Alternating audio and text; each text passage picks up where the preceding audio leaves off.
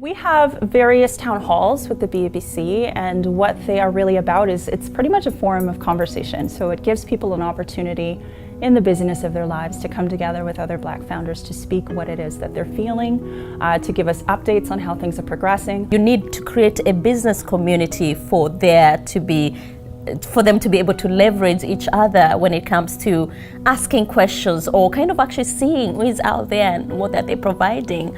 Oftentimes we talk a lot about access to funding and what's happening there because of the entrepreneurship loan program and other services. Our workshops are actually very strategic as well. So all of the topics that we spoke of at the summit are now being turned into workshops. So we had lots of different things pertaining to marketing and storytelling and all these other cool things that people want to know more about. And so it's a way for us to be more intimate. It's a way for people to really connect with our team beyond the website, beyond email. It's that one-on-one or even group setting that people can really thrive in. It's a way for us through the town halls to actually bring these voices together, but also kind of be able to share solutions to concerns being raised. But at the same time, it kind of brings really the value of if you're a business in Nunavut or Nova Scotia, and if you're considering to be a national supplier as a business in BC, what are then those things that you need to keep in mind? So by getting this network together, you're able to share that information, and it makes it easy for you to kind of really have those partnerships around the country. Mentor sessions, that's really when people get to have that one-on-one time with the team. Because group sessions, we all learn differently, we all operate differently. We want to have an opportunity where people can come and speak in a safe place, right? Talking about aspects of business can be very vulnerable. What is your credit score? Where are you at realistically? Where have you tried and failed in business? Where have you succeeded? And just helping people really bridge the gaps. Those are really intimate conversations, and we take those very seriously. And we want to make sure that we're providing that service that people really need in a way that it's comfortable and open.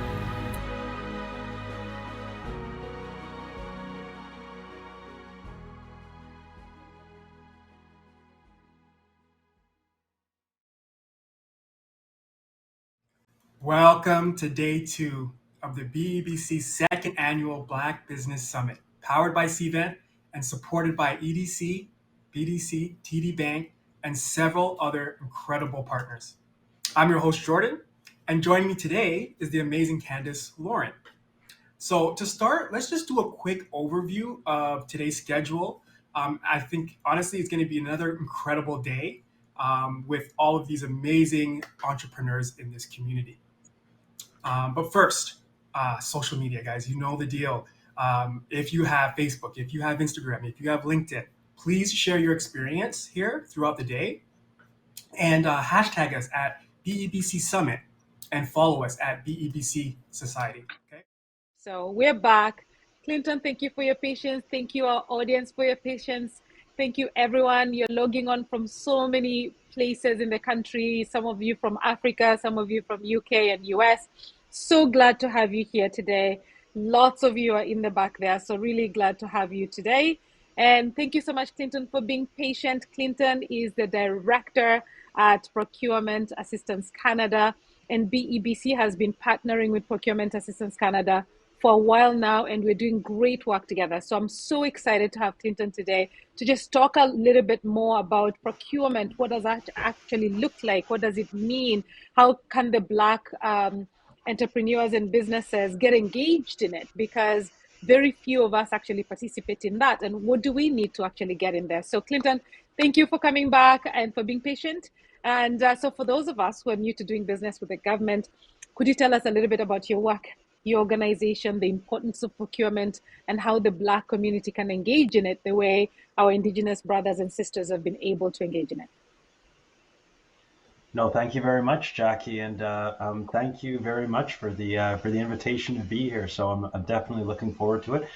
Just to let people know that I'm calling to you from Ottawa, the traditional unceded territory of the Anishinaabe, and I'm grateful for being able to work and live on this land. And I know all of us are really looking forward to this conversation. Et bonjour et bienvenue mes collègues partout dans le monde, surtout nos collègues en Afrique, comme Jackie mentionné. So I'm really happy to be here. So thanks a lot, Jackie. as mentioned, I'm the Director General actually of Procurement Assistance Canada. We're a part of Yes. the Department of Public Service Procurement Canada, and as mentioned, our department is one of the main buyers for the Government of Canada. And my colleague Carolyn had provided some stats on terms of how much we buy every year, and the numbers are enormous. So we're talking about almost 24 billion that the Government of Canada buys from businesses. And so, in that context, our organization, Procurement Assistance Canada, works with small business to help them understand what's needed to be able to get involved in federal procurement. It is complex. It's complicated. A variety of good reasons and probably not so good reasons, but that's why we're invented as an organization to be able to connect with business and help them every step of the way. So our focus is small business in general, but we have a particular focus on supplier diversity. We want to talk to businesses that are from underrepresented groups and help them get in here. So in Yeah. that context, really happy to talk about Black business. Excellent. Well, that's a good segue for me because we know diversity has become really, really important. How has PAC been implementing equity and diversity in relation to Black business suppliers, especially post-COVID? Yeah, no, thank you for that. So we've been really increasing our outreach efforts because we want to make sure that businesses, particularly Black businesses, know about our services and know about the opportunity. So for to do Yeah. that, we've been really expanding our partnerships. So we've been working with organizations such as yourself to get the message out Yeah. to the Black business community, and your support has been fantastic, by the way. And we've also been also connecting with the broader business community, both at the national level and at the local level. I know you'll hear from some of the different national leaders in different areas that we've been working with to make sure that the message is out there, that we have tools and supports that can help Black business kind of get the right information that they need. We'll talk about it later, but we have a network of 6 offices across the country and an info line. So we have a lot of ways to get the message out. But that's really been our big focus, letting folks know, particularly the Black business community, there are some ways we can help you grow revenue streams and ultimately become more successful. And I have to say, and echo everything you've said. Assistance Canada, with your leadership and leading Carolyn's team, you've really put your money where your mouth is. Like we've seen Procurement Assistance Canada really integrate with organizations like ours, and I know you're doing with a lot of organizations to really, really get close and say, how can we change this for Black organizations, for Black suppliers to be part of this? And I'm just so proud of the work that you've done and your leadership in getting your team engaging with us as closely as that. And so just thank you for that.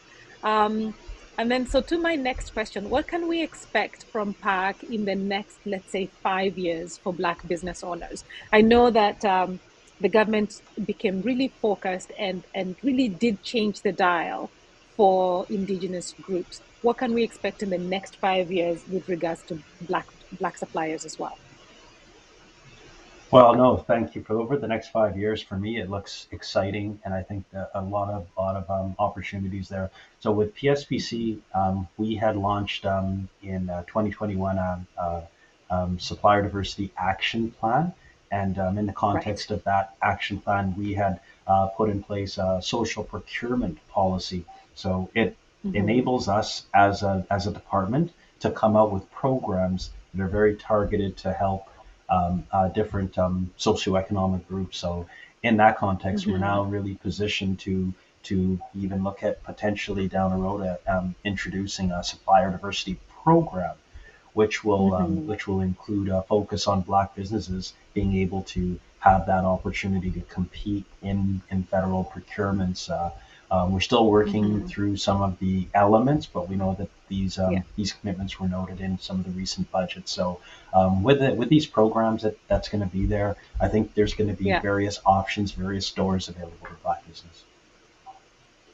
Thank you. We've mentioned multiple times how you're working, how Procurement Assistance Canada is working with organizations like ours. We're an example, like you being here today, Carolyn being here today. There's two members already on your team, Jen and Felix, that are working with us. So you've proven to us as a Black community the work that you're doing, and we're so appreciative of that. And I know you're doing that with many other Black serving organizations as well. So thank you for that part. In terms of funding, is the government largely, or PAC specifically, planning any new additional co-funding for support for agencies and organizations like ours so we can build capacity to be able to help Black suppliers engage in procurement? Well, yeah, I think the issue of funding critically important and capacity building, the kind of work that you're doing, it doesn't just happen. I think there's Yeah, support that's needed. So with us, we're kind of looking at what we do as part of a larger sort of network of federal players, and I'm happy to know that we have really good connections with our partners at Innovation, Science, and Economic Development. So they've recently yes, come out with the National Ecosystem Fund, which is, of course, a yes. component of the Black Entrepreneurship Program. Hmm. So we look to them to be able to directly work with a lot of Black-led and Black organizations to be able to start to provide that. Yeah, And then we ourselves are going to bring a lot of that expertise and be able to help provide that full suite of services in terms of the procurement support. So we do talk to our partners, whether the regional development agencies or whether ISED, and I think collectively right. we're gonna do what we can to make sure that that capacity support is in place because it is a key part of it. That's amazing. So in terms of as more Black entrepreneurs and businesses learn about procurement and start to engage, lower dollar procurement, those ones under 10K, for example, under 25K, are going to be key to us to get into. So, to kind of test the waters, get into the process, get to understand how it all works. Just for the sake of learning for all the participants watching right now, can you elaborate for us a little bit on that, on how that looks like? Because we haven't been engaging in this space, and so we assume procurement and RFPs are huge contracts which we can't afford, or because of capacity we can't get in. So just hearing from you directly as a director general saying there's actually small, uh, low dollar procurement would be really helpful. So can you walk us through that just a little bit? Absolutely. So you're right. Like a lot of the intention is focused on the big tenders, fighter Hmm. planes, and other types of things. And by the way, if any businesses are in that world, then hey, Black businesses, Yeah. we definitely want to hear from you. But really, Hmm. really, I think there's a lot of untapped opportunity with the Black business community in pursuing these smaller, we call them low dollar value procurements, Yes. particularly those Yeah. under 10,000.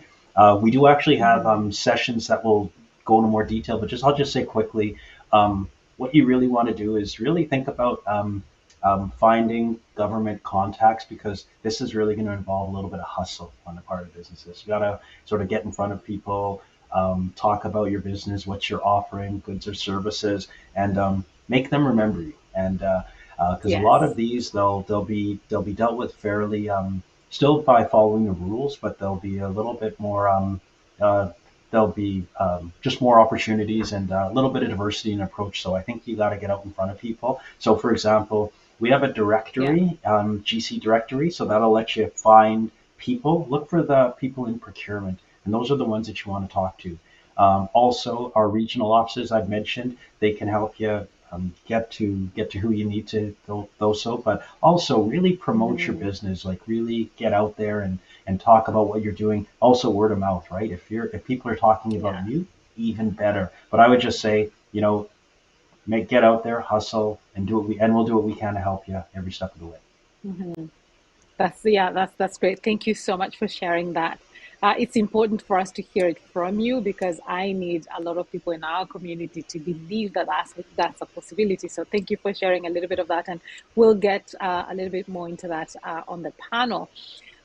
So there's one thing that Procurement Canada, PSPC, and PAC did to change the dynamics on engaging with Indigenous suppliers.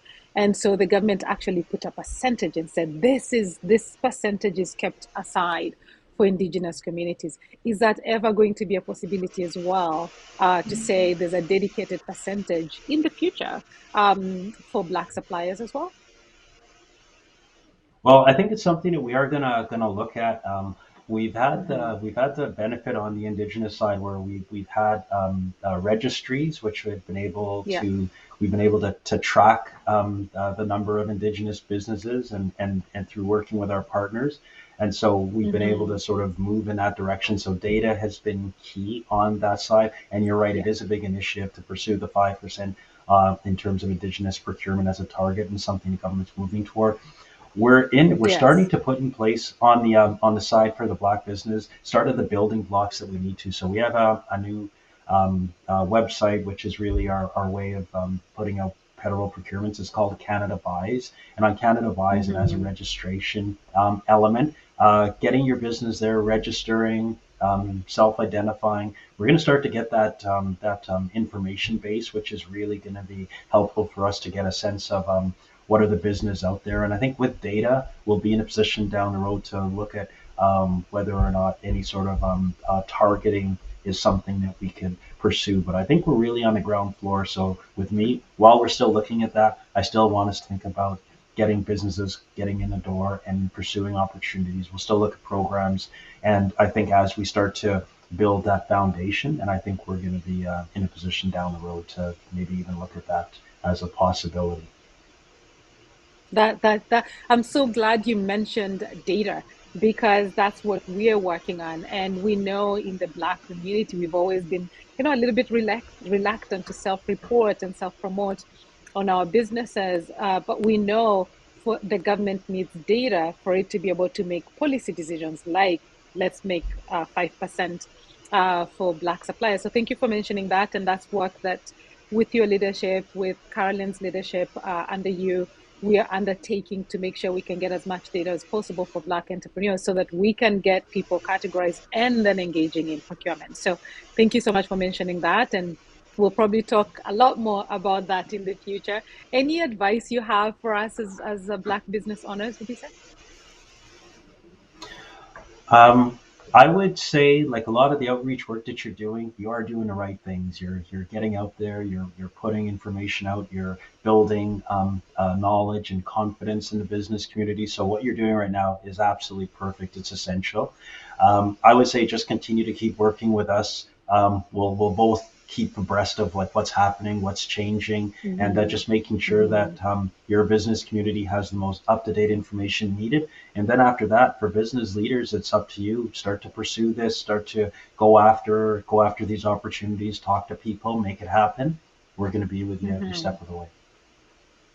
I appreciate you, and I appreciate that so much. I appreciate everything Paki is doing, and for showing as a department how serious you are in changing this dynamic. So I really want to thank you for taking that time.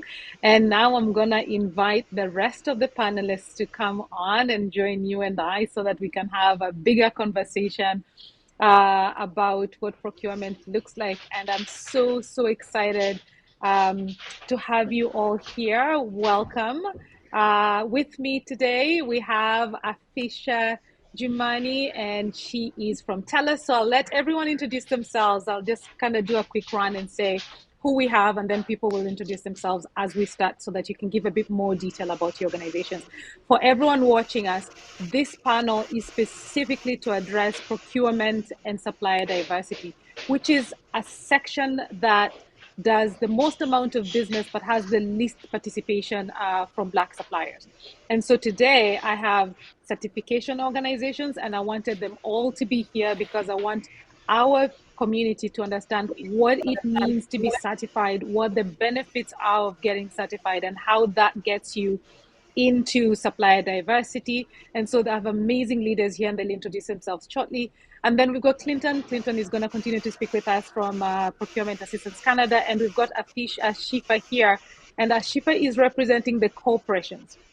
And we talk about procurement, mostly people think about the government, but corporations actually are such large buyers right next to the government, really big buyers that need suppliers, and they have very, very important departments that run supplier diversity. So it's going to be nice to hear from the perspective of corporations. What does that actually look like? And from the certification groups to say, I have them here today so they can tell us about being certified, the importance of being certified, and how that will help you grow and scale your businesses. So welcome everyone. I'm just going to start with a lightning round. So tell us who you are and what you do and your organization. I'll start with you, Daryl.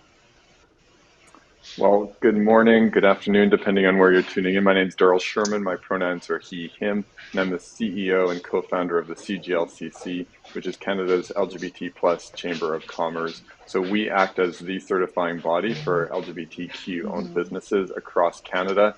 And our certification program aligns with our global and international partners around the world. Excellent. I think next on me here is Sylvia. Hello, everybody. My name is Sylvia Pentak, and I'm President and CEO of Women Business Enterprises Canada Council, also known as WB Canada or VB Canada. And we certify Canadian women-owned businesses who want to do business with large corporations and government organizations.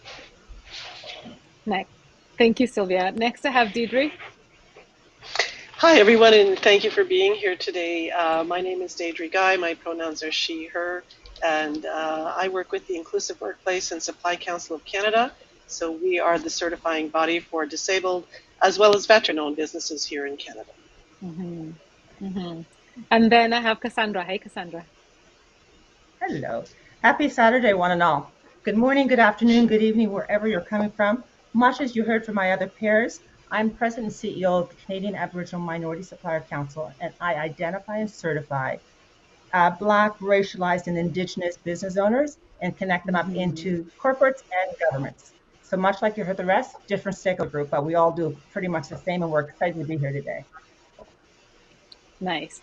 And then I've got Ashifa. Hi, Ashifa. Hi, everyone. My name is Ashifa Jamani, and I'm a director in procurement at TELUS. I have the honor of working with all of these amazing CEOs of these diverse organizations, and I'm really, really honored to be here today. Amazing. Thank you. So I'm gonna, this is an open question I'm gonna ask, but actually just so that I'd love an explanation we have about 250 people that were logged in and out today. I want them to understand what it means to be certified and what doors that opens for you. So Cassandra, can I start with you in terms of just what certification actually means and how does that help a supplier? Okay, wonderful. And I'll let my colleagues jump in if I miss anything. Okay, basically, yes. What certification is a rigorous process that allows us to identify that you own, manage, and control your business. And in doing so, we're going to go through everything from your tombstone information to your market profile, into your financials, into all the acts of ownership. We validate that you're 51% owned, managed, and controlled, either Black, racialized, or Indigenous. For me, the others will have the other criteria. Once we identify that, then we now can present you through a database and other means into our corporate database and government database who are looking for diverse owned businesses. So it's not just a self-attest model just to say I am. We validate that. So when they're going out to say, we've spent 20% with diverse owned businesses, if that shows up in the news, we can validate behind that. These are diverse majority owned businesses, and that's important. So what you heard from Jackie and Clinton, the government's looking at it. We have corporations much like TELUS who are definitely in it. They are saying, we want these diverse suppliers.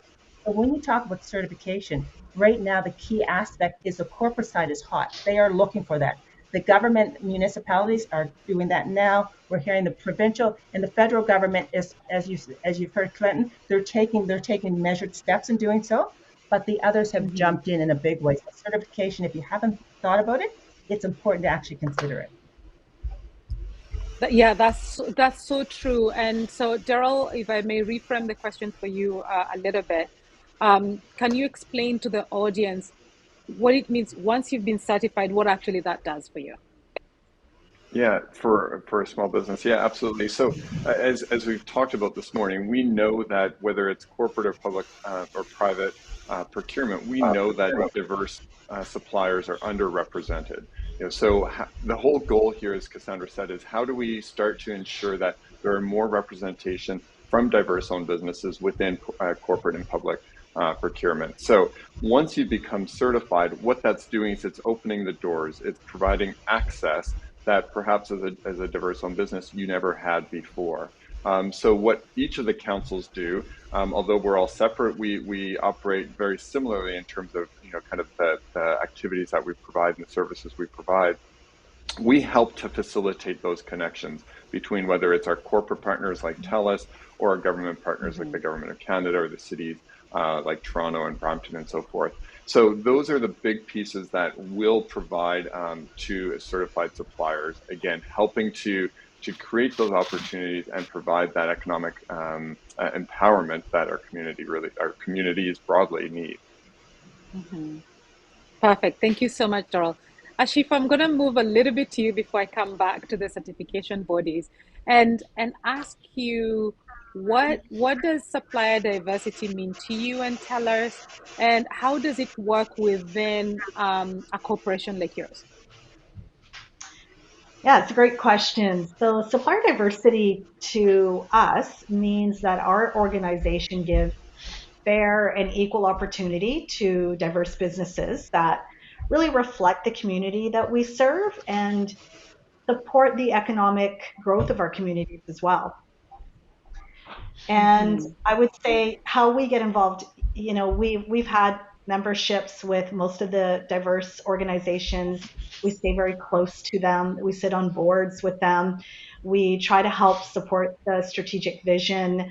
We are more and more opening up different kinds of opportunities that we can give to the suppliers. So, it's definitely a journey. We started this about 10 years ago, but I think we've seen a lot more headway over the last couple of years, especially in very targeted approaches to our strategy at TELUS. Thank you so much, Ashifa. So for both Clinton and Ashifa, for a business to get engaged in procurement with both government and corporation, you prefer if they're certified. Can you talk a little bit about that?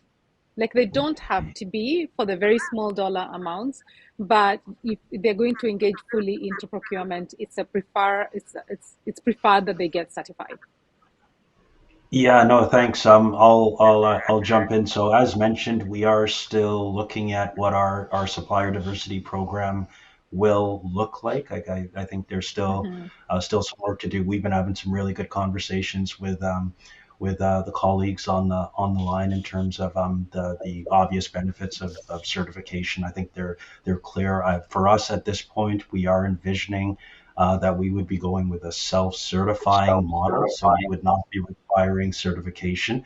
I think as there's still conversations going on, I think in terms of how we can ensure that our program, when it does become operational, has the widest possible impact. But we do know that there's benefits associated with certification, and it's certainly something we'll look at. But at this stage, we're certainly envisioning that self-certification is the approach that we'll be looking at federal level. But we understand that in the corporate world, they are moving in a more of a certification model, which I fully understand and appreciate.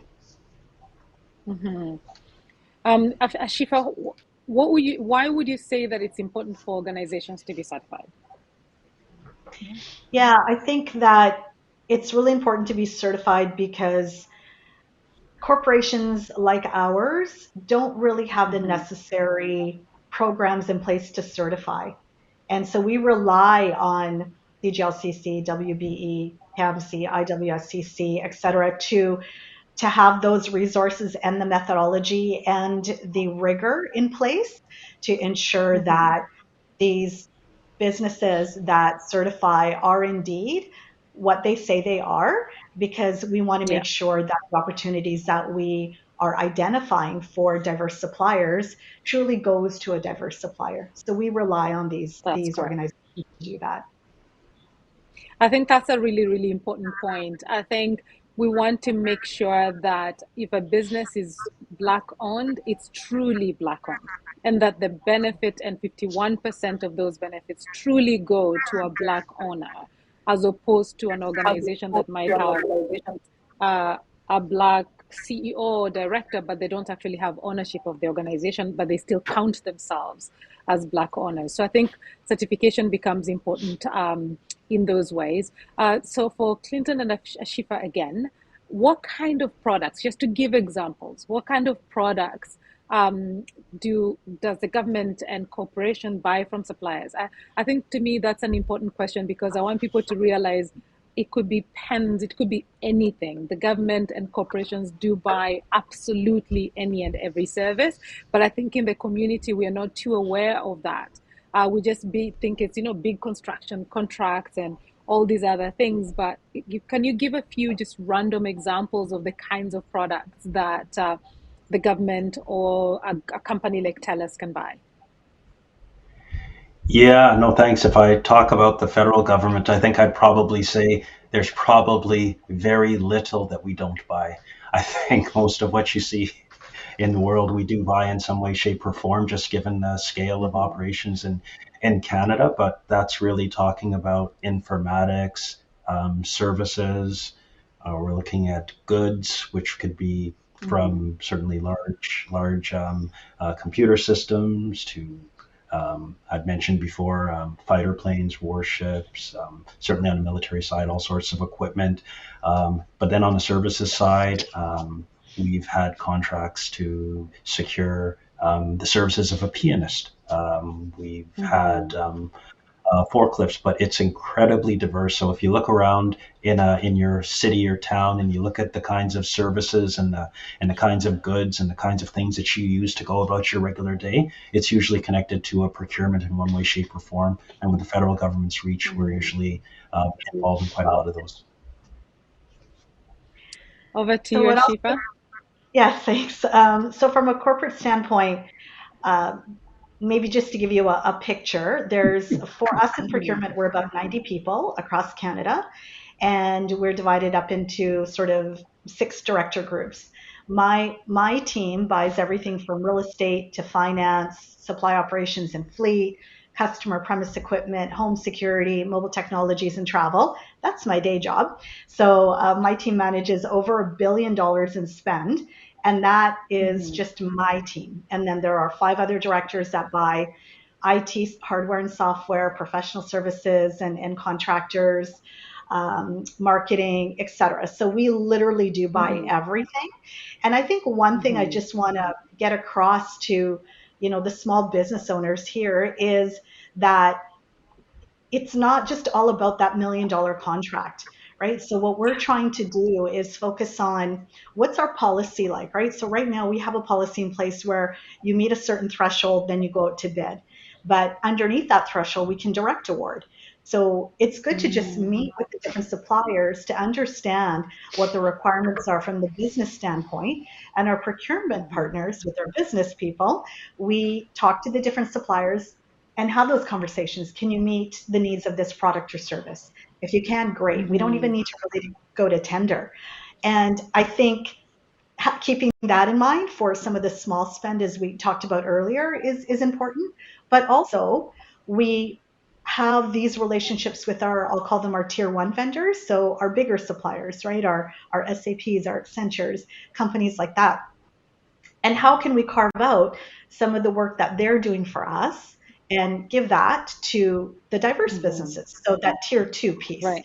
So that is becoming more and more important because large corporations do spend large amounts of money, but why can't we carve out a piece for the diverse businesses to work in partnership? Then they become a partner to those tier 1s and they can do business with other corporations, not just us. I think we need to empower and make that option available to our diverse suppliers. That's how they're going to grow.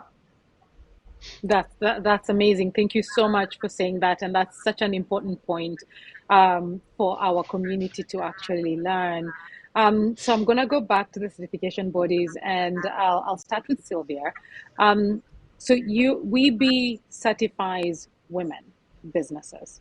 And I think it would be great if I could get all you 4 to talk about your individual groups, because I want to tie it off at the end and say, you can be Black, male, and veteran, which means getting the 3 certifications or 4 certifications is actually better for you because it gives you the widest breadth to get engaged in procurement.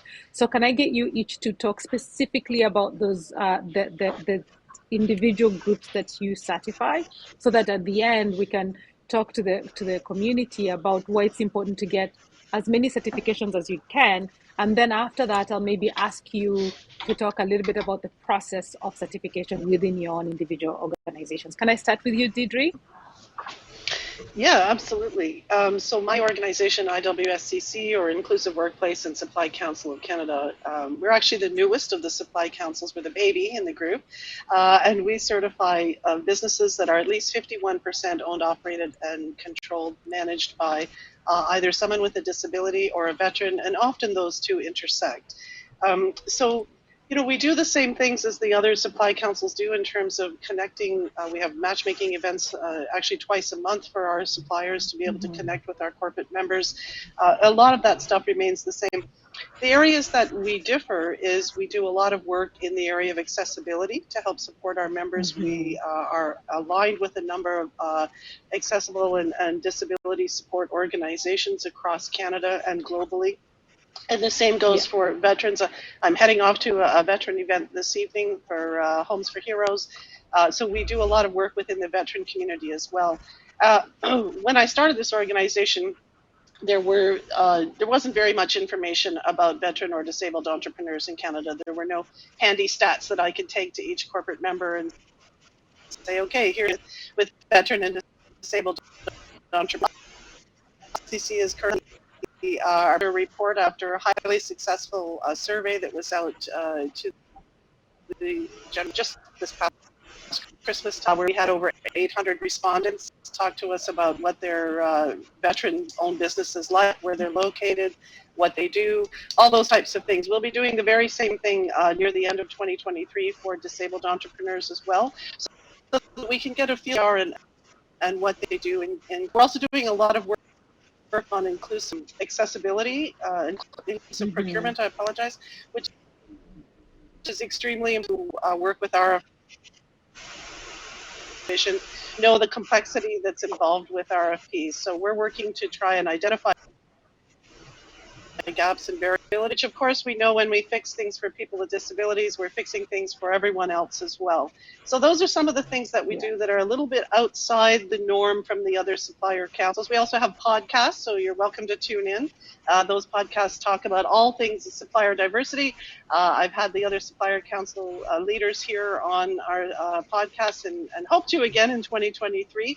But we also talk about inclusivity, accessibility, the life, what it's like to be experience.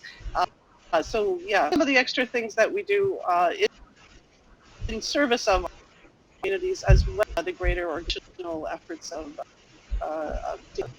corporates with suppliers for the business purpose of this. What we have heard from many of our suppliers, I see in particular entrepreneurs, we're one of the only, if not the organization, enabled entrepreneurs in Canada. Have I frozen? No, you're good. You shared a lot, actually. Yeah, you were kind of cutting in and out, but we could hear you. Good. And you shared a lot of really great information, and I really appreciate that. I really appreciate everything that you've shared. I think I'll go to Sylvia now, and maybe just in a similar way, offer a little bit specifically about women and why it's important, because I'll go back to Ashifa later and actually ask Ashifa, do they look specifically disabled, women, LGBTQ? Like, supplier diversity is such a huge tent, but it would be nice to know that it's important to get certification from all of these bodies so you can have more opportunities to bid rather than just a few, because there's first you need to get engaged in it, and then you bid, and then you need to win the tender. So the more chances you have, the better you can do. So Sylvia, on to you for talking about women certification. Thank you so much, Jackie. And women is such a hot topic, right? Like, we have International Women's Day coming up, and I just want to mention that recently at the end of 2022, UN Women actually issued a report where they said that it will take us 300 years to actually bridge the gap in gender equity globally. So we've seen atrocities happening, like around the globe, in Afghanistan, Iran, Iraq, right? Like these things are happening under our noses. And when we look at supply chains, what we are seeing that women represent less than 5% spent in public as well as corporate procurement. So when we are looking at women are hugely underrepresented. We haven't achieved the accomplishments that we are looking for, and we have a long journey to travel. So we all know, like Jackie, you will know, you watched the studies that came out during COVID, right? Like a woman with, who are Black, who are indigenous, who are visible minorities did even worse than women in general. Yeah. So we have a lot of work that needs to be done for women entrepreneurs in this country as well as globally. So VB Canada has been very busy before COVID, during COVID, and even right now after COVID. We focused on developing resources to help women-owned businesses scale up their businesses, grow, understand supply diversity, understand supply chains, really get a handle of what corporations buy, how they are going about buying. So as my colleagues mentioned, Daryl, Cassandra, Deidre, we are very similar, but we also are very unique and different because we tackle and we represent different communities, and we also support different communities. And women in general, they have unique challenges, and there are unique opportunities how to help them and how to help scale them up. So we've been very successful hosting gazillion networking events and networking small, large events that we've been doing. We've also been able to host advocacy event. The next one is coming up, Women's Day. If you go to vbcanada.ca, you can see it. It's on the Women's Day, March 8th. And we are talking about the topics that are important, like supply diversity, diversity and inclusion, women issues. So we would be happy to see some of your ladies as well join us. We've been working very hard on making sure that corporations and governments have commitments towards supplier diversity, and we are working really hard on recognition of Canadian VB certification globally. So we've been working with Trade Commissioner Service to break into US market, and we are the second most recognized international council in the US, right after CAMSI, which is fantastic for Canadian women-owned businesses. So lots of advocacy work is happening through all the councils, I would say.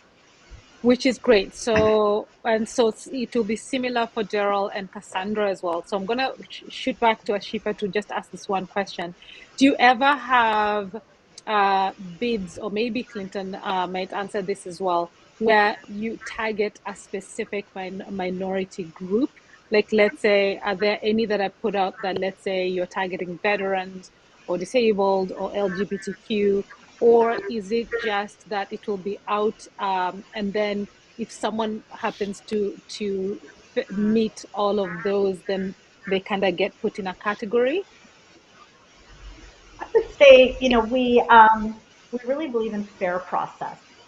So we're not going to necessarily target a specific group. It's going to be about the requirements that we have. And I'd like to just tell like a really quick kind of example.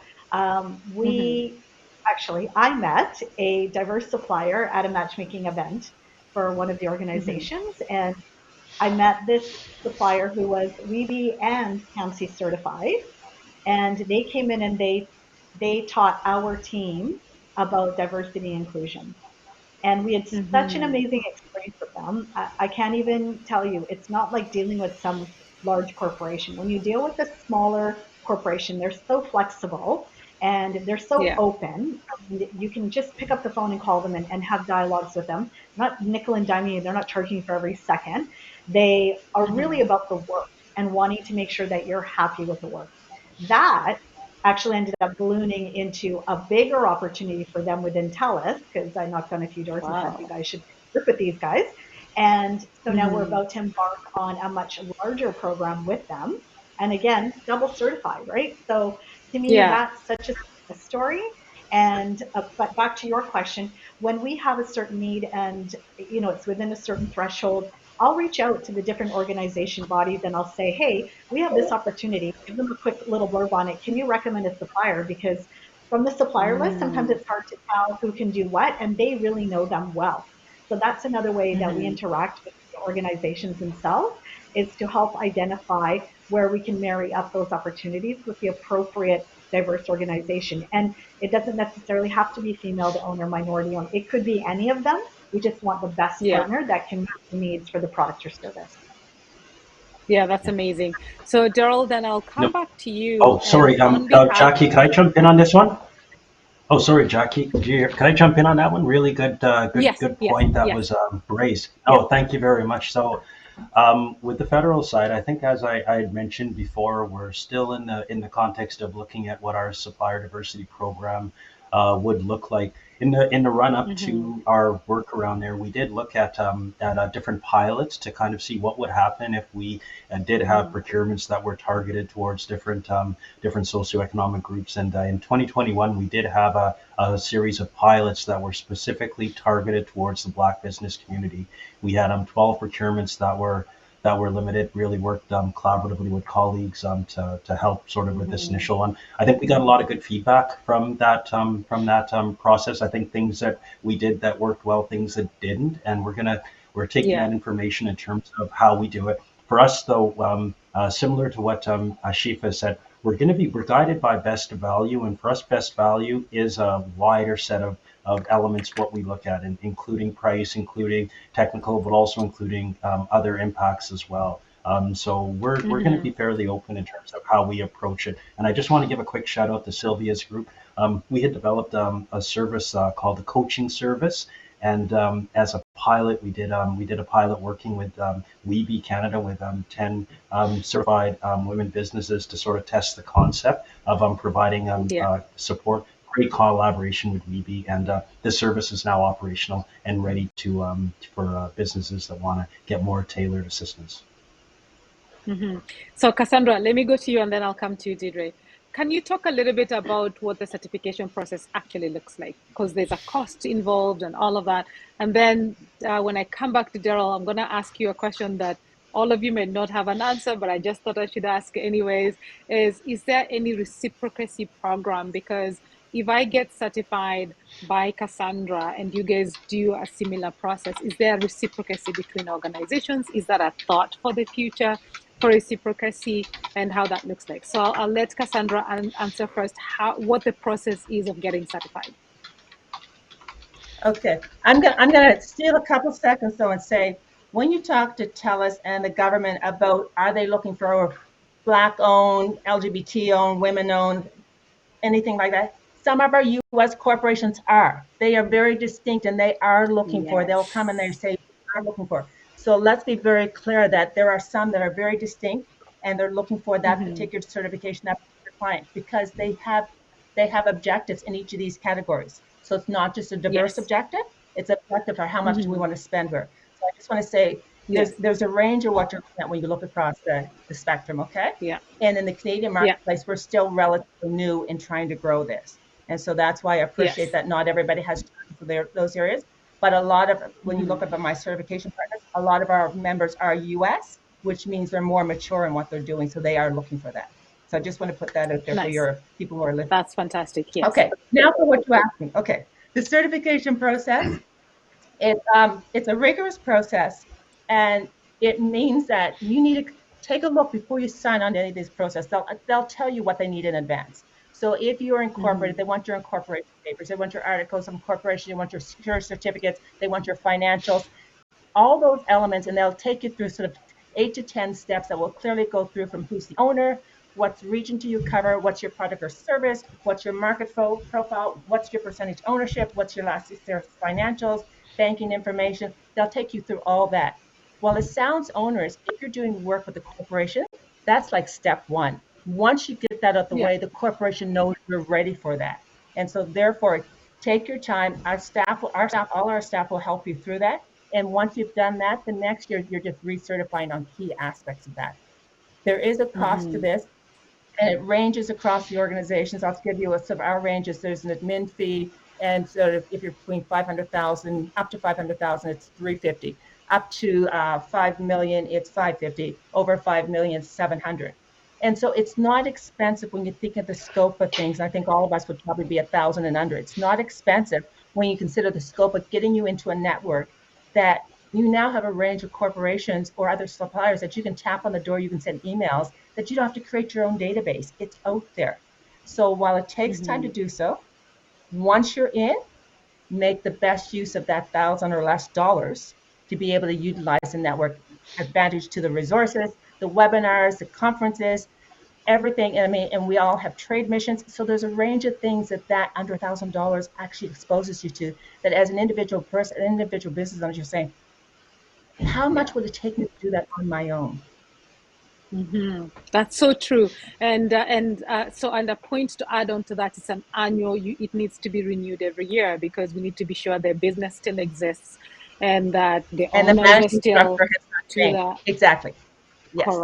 Correct. So it's an annual renewal of that. And so I'll hand it over to Daryl. I'm sure the process of certification is the same for all 4 organizations. Have you, as different councils, discussed a possibility of reciprocity? I know some groups in the US do reciprocity already, so that if Sylvia has already done the work to do all the auditing about me, it would be the similar work that you would do. Let's say if I was also gay, LGBTQ. Is there any thought within the Canada councils right now or in the future for a reciprocity program? So I get the fun question to answer, do I? So I think it is a great question. And I think one of our collective goal is how do we make sure that we're supporting our diverse businesses? And right now, and I'll speak on behalf of CGLCC first. So we certainly do recognize if you are certified with one of the other councils, we will recognize that. But we still have to do our own due diligence. And so again, the main thing that we're looking at here is that 51% ownership, management, and control by somebody that identifies as LGBTQ. So if they've already gone through the certification process with Cassandra, that means that we know that they've already done that due diligence around a lot of the financial aspects and the incorporation documents and so forth.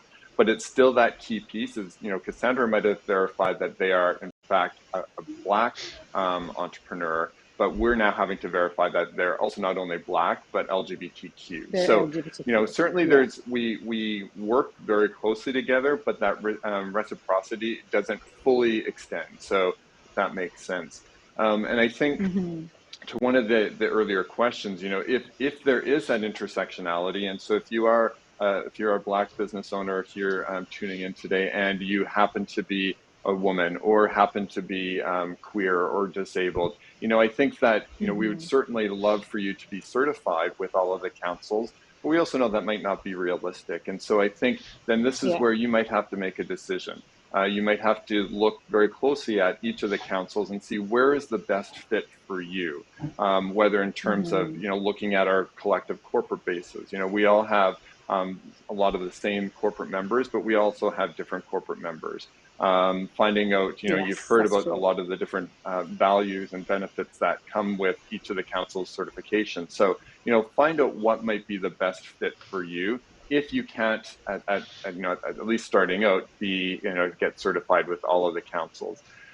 That being said, again, we all work very closely together, and we all are here for one common goal: is supporting diverse-owned businesses, regardless of which constituency group you fall in. So if you're a women-owned business or if you're a Black-owned business, you can still participate in our programming. You just won't be added into our database, but you can still have access to a lot of the things that we're doing. So, that's what we're all trying to do, is make sure that, what we're each doing is made as accessible to as many of the suppliers out there as possible.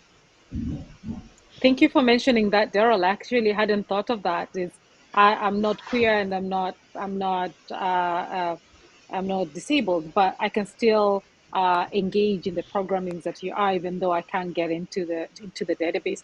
And something that Ashifa mentioned multiple times, and I think some of you mentioned as well, was the connection that happens at the matchmaking events, which I don't think for us in our community to actually know how that looks like or how it works. So thank you so much, Ashifa, for mentioning that. And I know we're running out of time, but I wanted to ask Clinton and Ashifa one question, and maybe I'll come back to maybe Deidre Silva or Cassandra to answer.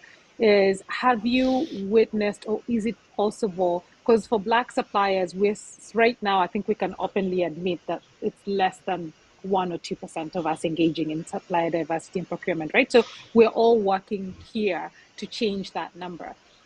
So we'll be starting from the small contracts and from a place of, still building capacity and doing that. Have you experienced where a supplier can be connected to another experienced supplier where they can pull to bid contracts? Like, is there any possibilities of those things with a government contract, Clinton, on your side, or Ashifa on your side, where you find this supplier can supply this thing, but they're a little bit small, but they can be connected to another supplier and they can pull and bid together? Is that ever a possibility or a dream? And then that question will go to the rest of the panelists as well to say, have you been able to do something like that? Or if it's not, then that's something we can actually look in the future to do. So I'll start with you, Clinton, and then Ashifa. Yeah, no, thank you. I think you're really talking about a sort of a mentoring a program, which is a great concept. We don't have it formally set up, but we do have really good connections with our prime contractors, and we do have conversations around what their subcontracting looks like. And so while we're not necessarily leading it, I think that does happen as a conversation. One of the things that we do is that we do really provide a lot of assistance with our businesses that work through us in terms of how to get those connections and to have those kinds of conversations, because I think they are useful. From our side, though, we are working on the knowledge building side of it. And so we hope that that's helpful. And then I would say too, and folks know this, the Black business community, incredibly diverse. There are some who are starting out, some that are small players. There are others that are medium, even large. I've dealt with IT firms that have a very healthy business relationship going at the corporate level, and are now looking at federal government saying, hey, this could be something I can do. So I do take the view that very diverse, varying levels of capacity, and for us, we try to match up with where they're at in their continuum. Amazing. Thank you so much, Clinton. How about you, and tell us, Ashifa? Yeah, so what we do is in our RFPs that go out to our larger partners, we actually have a component in there, a supplier diversity and sustainability component, where we are asking our suppliers about their supplier diversity programs. How open are they to partner with diverse businesses? How much of this spend on this particular contract will go to diverse organizations? And now we're putting even a little more pressure on them to be more open to it. And so making those one-on-one phone calls, talk to us about your program. How can we help you get there? We have a program here. How much are you planning on spending with them this year? And can we filter our TELUS business over to these suppliers? And by the way, here's some we've identified that we think that you should talk to. And having that in our scorecard matters as well, because when we're evaluating RFPs, we have weighting associated with diversity and sustainability. And so those suppliers that actually respond favorably will get higher scores on your overall RFP evaluation. And sometimes that's enough is a tipping point for them to be awarded the business. So I think we have to go about it in a very thoughtful manner, but also ensuring that our suppliers understand it's part of our code of conduct. Our expectation is that our suppliers are going to live those values and also enhance their programs. So wherever they are today, they need to grow it. They need to also have internal targets. And where can we help you? Right? So I think it is important to make those connections between the diverse suppliers and the tier ones. That's amazing. That's really good to hear, and actually pretty encouraging to hear, because most of us will be coming from the place of we need to be pulled into the people who are already experienced. And so I'm actually just, I know the tech team is like, wrap it up. This is such an important conversation because when the world has slowed down a little bit and when direct to consumer sales have slowed down a little bit, the biggest buyers are the government. The government still buys, corporations still buy. And so it's so important to get Black businesses engaging in here as a way to have a revenue stream outside of just, direct to consumer. And so this is such an important conversation. And as you can see, we have so much to actually talk about. And so I really appreciate you all being here.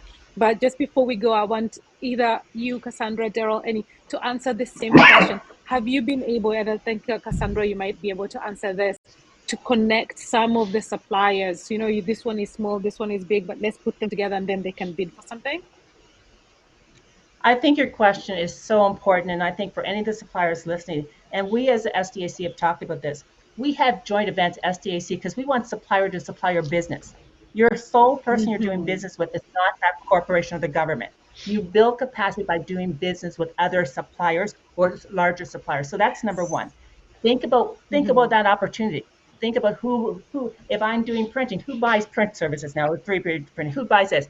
Who let the suppliers do that? Think about that. We also have, all of us have larger suppliers who are looking for other smaller suppliers to do some joint bids. I've had most recently one of our guys in the US who came up and he met with one of our guys at one of our events and said, can you partner with me on this bid that we're going to do? So they're finding their way through these conferences and things that we all put on to find those right people who match your values, match your business model, and make sense. The other thing is all the suppliers find their way in the supply chain. We have tier 1 purchases, tier 2, tier 3, tier 4, which we haven't talked about. So TELUS buys from someone who buys from someone who buys from someone. Where do you fit in that cycle depending on your size? So I think it's important. This is a much bigger conversation. It's unfortunate we end at this point, but it's a bigger conversation that when you bring the TELUS's back to the table, when you bring us back to the table, we'd love to talk about how we help the suppliers who are starting to find out where they fit in the supply chain. Thank you so much, Cassandra. And I cannot say how important this is, but I can also not say enough how thankful I am that I could get all of you together to actually share this information, because awareness is the biggest thing, and the Black community right now has the least awareness in terms of how everything is interconnected and how it works and how it benefits. So, and we've got, I think, 265 people logged in. We've got so many people already watching us who needed to know this information that you've shared. And I think it's very evident we need to do this again. I think bringing corporation, the government, and the certification bodies together and saying, this is how it works. I'm sure we're going to get a lot of feedback right now saying, I didn't know I could do that. I didn't know these organizations were there like this so that we could just do this. And we're going to share all your contacts. We're going to share all your websites.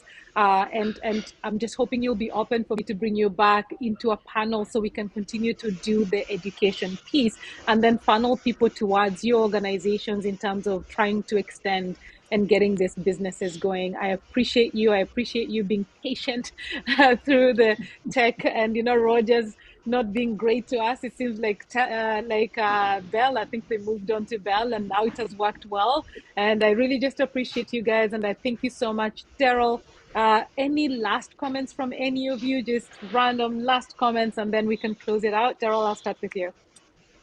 Yeah, absolutely. I would say if you are an entrepreneur, if you're a supplier, get certified, no matter, to echo Cassandra's point, no matter if you are a small business that's operating local or you're a large company supporting nationally, there is opportunity for you. So look at certification. Certification is the best way, not only to help access corporate and public procurement opportunities, but also to create a strong network and to help you develop and grow your business. So look at getting certified. Thank you. Sylvia, any last words? Absolutely. I would just say, don't try to do it alone. Surround yourself with people and organizations that can support you, like Jackie, Black Entrepreneur Organization in BC. Our councils are open and ready to support you. So if you are looking to do business with large corporations and governments, definitely we'll be happy to champion you along the way. Thank you, Sylvia. Deirdre? Yeah, I mean, my colleagues have already shared a lot of the information that I might say, but there is a place for you. Don't feel like you're too small, and don't feel like you don't have a place. If you're looking to do business, as Sylvia said, with corporates and government organizations across Canada and internationally, this is the time and this is the opportunity to get involved and learn more how to do it. And also, we have so much supplier to supplier business, as Cassandra spoke about. And it's a comfortable place when it's sort of a soft place to fall in the business world, I think, because, folks that you're talking to understand you are diverse. And so that little layer of stigma is already disappearing when you're interacting with anyone. And I think that makes a huge difference in the business world. Agreed. Cassandra, any last words? Yeah, my colleagues have said a bunch of wonderful things. I just want to say, call any of us, email any of us. We are open for all of that. The other thing is, we as a group are coming out to BC in June. So we'd love, if we begin the conversation, we'd love to see you when we're there. We'll get the details in front of you. So we'd love to have you join us at our event and have some of that face-to-face. We'll be bringing some corporates with us. A great opportunity for you to jump in. And then I'll go to Ashifa and Clinton in a moment, but I'll say, I think we're going to come to all of you and get all your events listed on our website, because we've got people logging in today from all across Canada and US and UK and Africa as well. So we'll list all of those so we can say, here are the different events that are going to, so wherever people are, they can come to the different events that you're doing across the country. So it's just awesome that you guys do that and give us an opportunity to engage in that way. Ashifa, any last words? Yeah, just a couple things. The events that these organizations put on are amazing. So I plan to be at all the ones I can possibly attend when they come to BC. That's where I'm located. And I would say to all the businesses out there, from a corporate standpoint, don't give up. Like, it's great to keep in touch with the corporations that you want to partner with. And don't ever feel like you're bothering us. There may not be an opportunity today or tomorrow, but let us get to know you. So when there is an opportunity, we know who to call and we can pick up the phone and do that. So you have to persevere. Don't get down. Just keep going. Keep working with other people, other businesses. Keep building while you go, and hang in there, because it will happen once that need comes up. Amazing. Thank you so much, Clinton. I'm going to get back to you. I started with you and I'm going to end with you. And any last words? Yeah, no, thanks. Love everything that all of my colleagues said. A lot of support there. I would say from the federal government side, a lot of opportunities are available to the business world. You may think, Black business community, you may think, oh, I don't think there's a place for me. Really revisit that. A lot of opportunities. There may be a place for you. Connect with one of us and let us help you, and you'll be surprised where you'll end up. Exactly. Thank you so much to my panelists. Thank you so much for you guys watching us talking about this. There's emails that are going to be put in there for BEBC. Reach out to all of us. We can help you navigate all of the councils and all the work that they're doing to lead you to the right places. If it feels as though it's overwhelming information, we'll help guide you to Cassandra, to Sylvia, to all of them, because as you heard from all of them, they're ready and willing and open to serve you. And Ashifa is a great example of what corporations are, what they're looking to do, how they're looking to do business. And Clinton is a great representation for the government. The government, as he said, is the biggest buyer. And so the government is ready as well to engage with all of us. And Procurement Assistance Canada has really put money where their mouth is. They're really deeply engaged with us in trying to make sure we have the data that we can also feed to the rest of the councils that are here to say, here are the Black businesses that exist.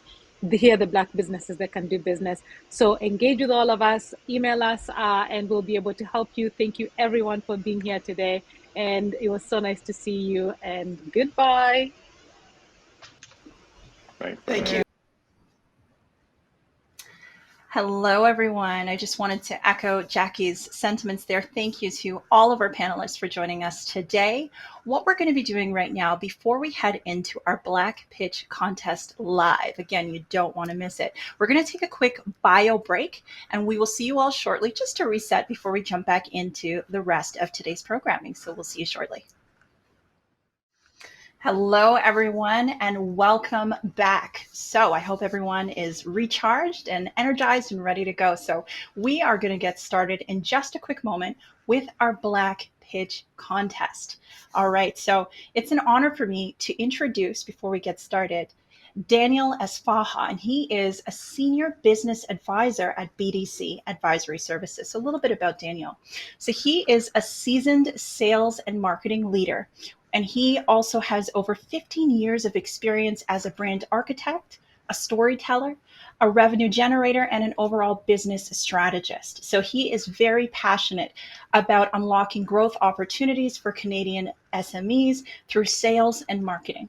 And Daniel works with entrepreneurs to build revenue growth and market expansion strategy. So prior to BDC, Daniel has worked for brands such as the Montreal Canadiens and the Osheaga Music and Arts Festival, where he led marketing projects for global brands such as Unilever, Bacardi, Perrier, and Bud Light. So an entrepreneur and a community builder at heart, Daniel has also co-founded companies in the food industry, and he's very deeply involved with charities and nonprofits focused on empowering underserved communities. So I'm going to pass the virtual mic over to you, Daniel.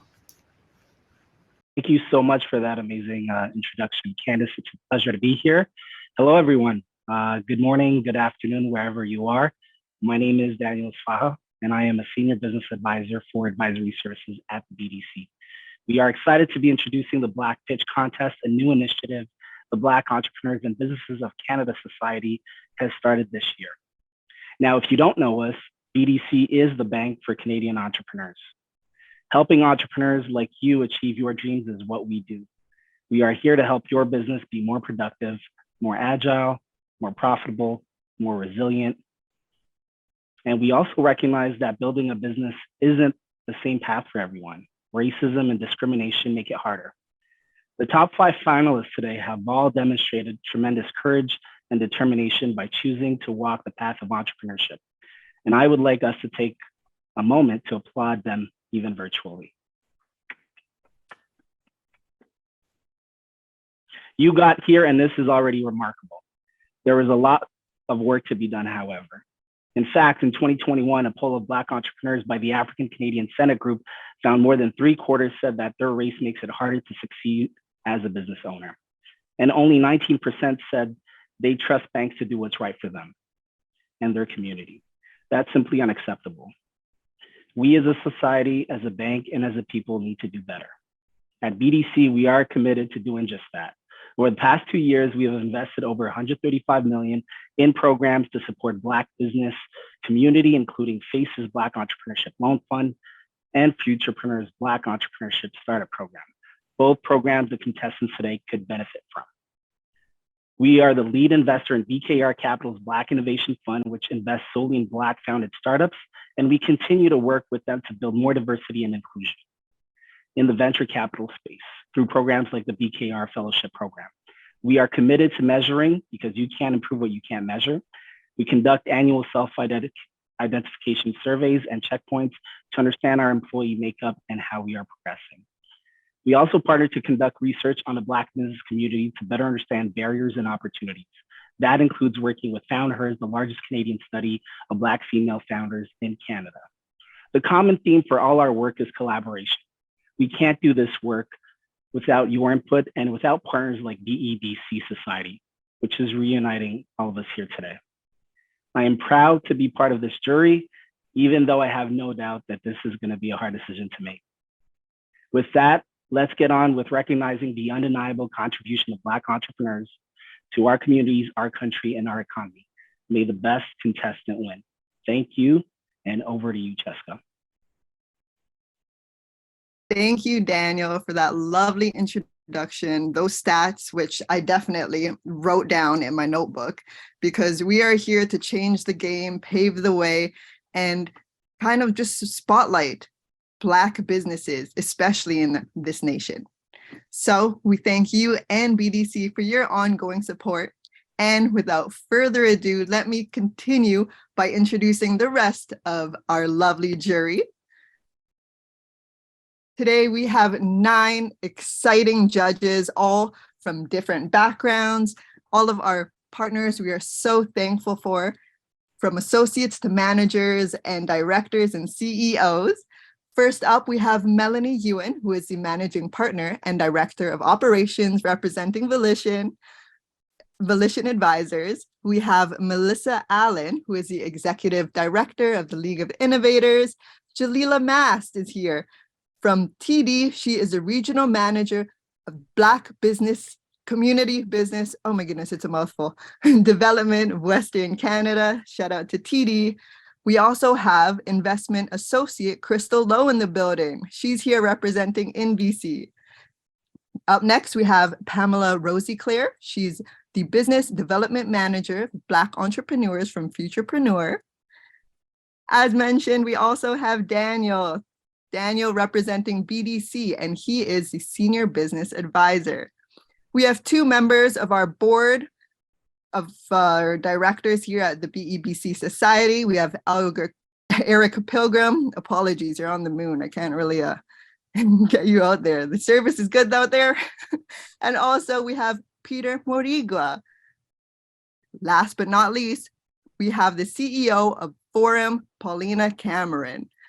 Thank you so much for partnering with us and for helping us make this huge decision. Without further ado, I'm going to be introducing you to our top 5 contestants who are now in the running for the $25,000 grand prize. No pressure on all of the judges, but someone's life is about to change, and that's all in your hands. First up, we have Micheline Khan of Althea Therapy. She was recently honored in the 2022 DMZ Women of the Year Award for Women in Technology.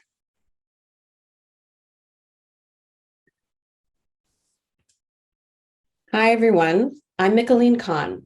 I'm a scientist and founder of Althea Therapy, an app to help people across the country get access to culturally responsive mental health professionals and resources. Our goal at Althea Therapy is to reduce racial mental health disparities by leveraging technology to destigmatize therapy and improve mental health outcomes for underserved communities. We're reinventing mental health support for inclusive employers. Since the pandemic, there has been a rise in rates of depression, generalized anxiety, and suicide impacting everyone, with higher rates among communities of color. Studies have shown that Canadians want culturally responsive resources, noting the lack of diversity among mental health professionals. At the same time, nearly 1 in 5 Canadians resigned during the pandemic due to stress at work, with 30% of all disability claims due to mental illness. And what's more is the economic burden of mental illness every year in Canada is $51 billion. What's interesting is that employee assistance programs only have a 13% usage rate, where most employee assistance programs offer short-term support without the option of choosing your own therapist based on their experience, specialty, or lived identities. In 2020, at the height of the pandemic, after witnessing the rise in anti-Black racism and anti-Asian discrimination globally, I decided to move into the technology space to address this growing problem through mental health support. What started out as a side project grew into a necessary community tool for racialized people across the country. Our solution is the Althea Therapy Wellness Ecosystem. We offer 2 main support pathways: our app to find culturally responsive therapists, and our virtual live programming to reduce stress and anxiety. I conducted market research and beta testing before launching our minimum viable product for our app in 2021. I built the product lean using no code so I could test the market. And I currently have over 50 clinicians on the platform and growing with over 700 users. Here's how it works. You can use the search functionality to narrow down what kind of therapist you're looking for, send them a private message to request a session, and use our resources, including clinical definitions and workbooks for additional support. And the exciting part is that we're currently developing a program with employers to address culturally informed wellness in the workplace, where it will supplement or replace existing employee assistance programs, removing the barriers and increasing uptake rates. We're going to reinvent mental health support where diverse employers can see tremendous savings in mental health claims and provide the necessary support to all employees, rooted in culturally responsive care. The program is designed for those who are new to therapy or not yet ready for therapy. It takes a cultural and anti-oppressive lens, moving away from a Eurocentric approach to mental health. We developed the program content alongside licensed therapists earlier this year and are currently running our first paid pilot cohort, and will iterate on the program before rolling it out to companies. We already have a pipeline of businesses interested in implementing the program. We currently make money in 3 ways. Firstly, through our subscription-based model to host therapist profiles on the app, our business-to-consumer offering for our cohort-based programming, and lastly, our new B2B2C program, Althea to Businesses to Consumers, which will integrate with employee assistance programs. We chose to build a B2B2C offering to reach more of our target audience and allow us to effectively scale the business. We're filling a necessary gap in the market. We're more than a directory and not a traditional employee assistance program. We're a holistic and culturally responsive mental health benefit partner. So why us? Why now? Althea Therapy already has a proven minimum viable product in the market. With employee assistance program uptake rates as low as 13%, employees need mental health support that's inclusive, anti-oppressive, and science-backed. And since the pandemic, funding for health and wellness has skyrocketed. Meet our team.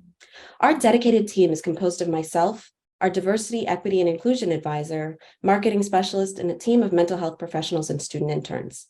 And as we grow, I'm looking to bring on a technical lead. With the $25,000, we would accelerate our plans to expand and scale our new programming to employers across the country, building a series of foundational programs to bridge the gap in equitable and culturally responsive mental health support for all employees. Thank you so much for your time, and thank you to the BEBC for the opportunity to pitch today.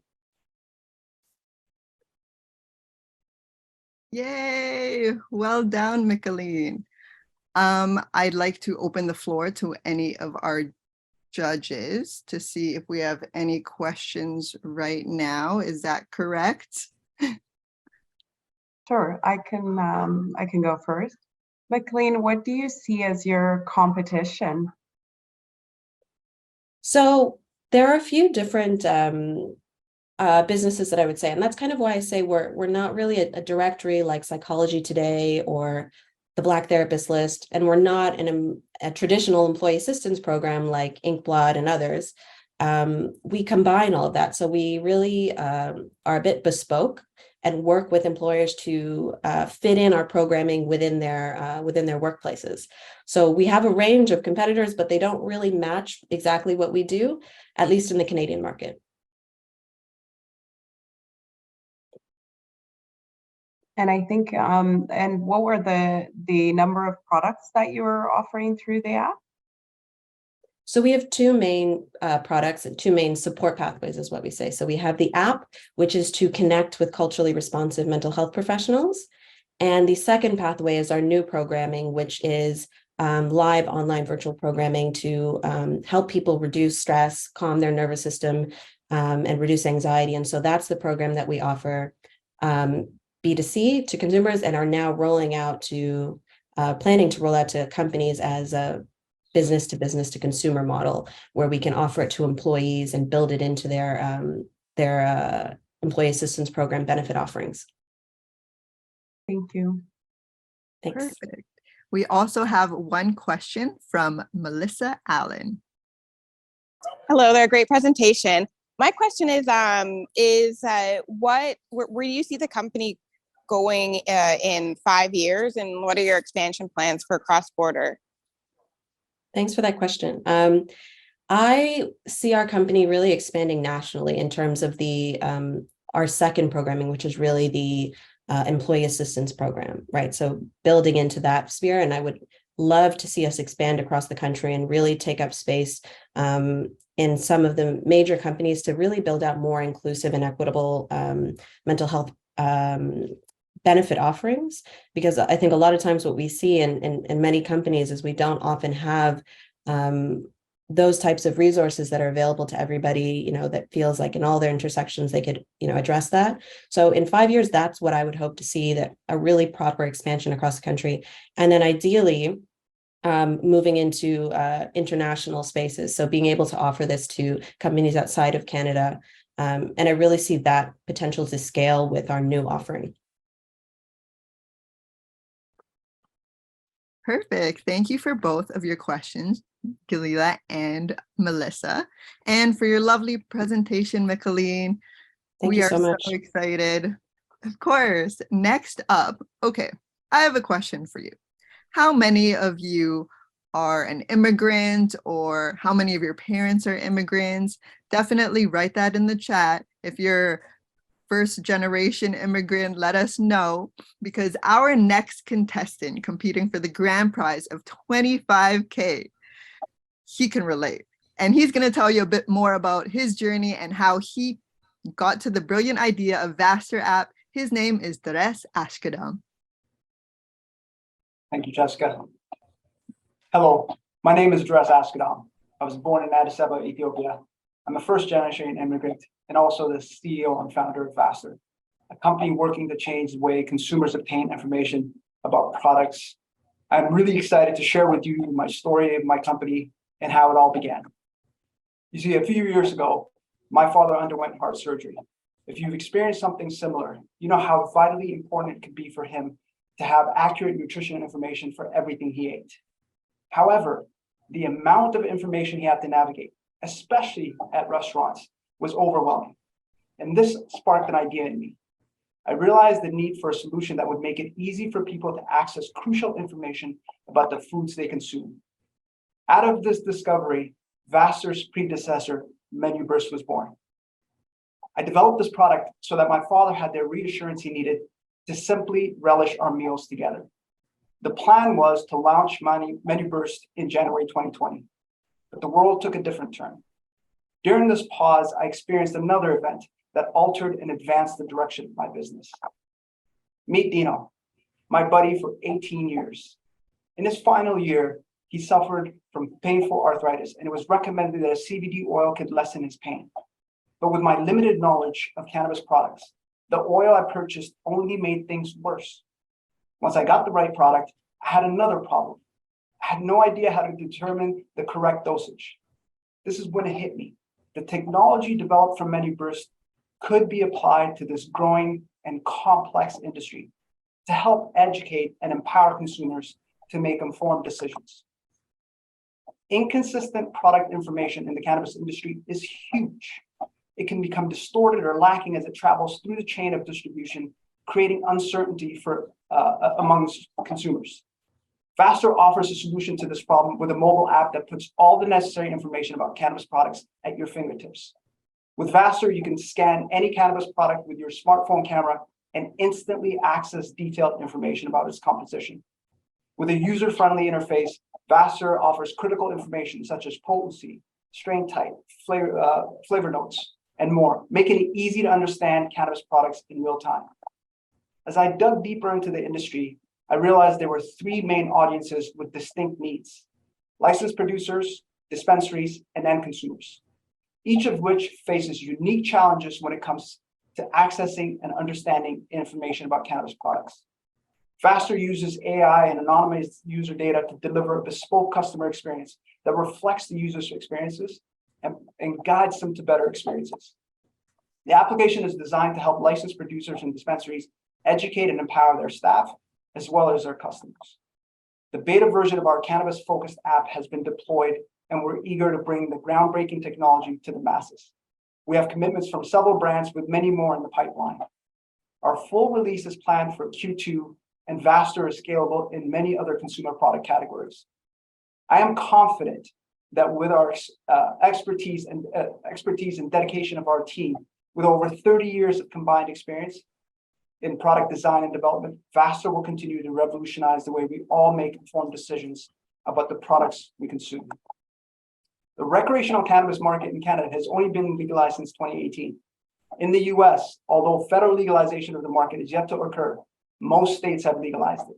In the European Union, several countries are moving towards legalizing the industry. Vaster aims to address the shortcomings of existing platforms in the market and provide a unique solution to the challenges faced by the industry. Our revenue model includes monthly subscriptions for licensed producers and brands, targeted in-app advertising, product recommendations, and licensing deals. By leveraging AI technology and machine learning, we'll be generating more revenue, becoming sustainable in the long term.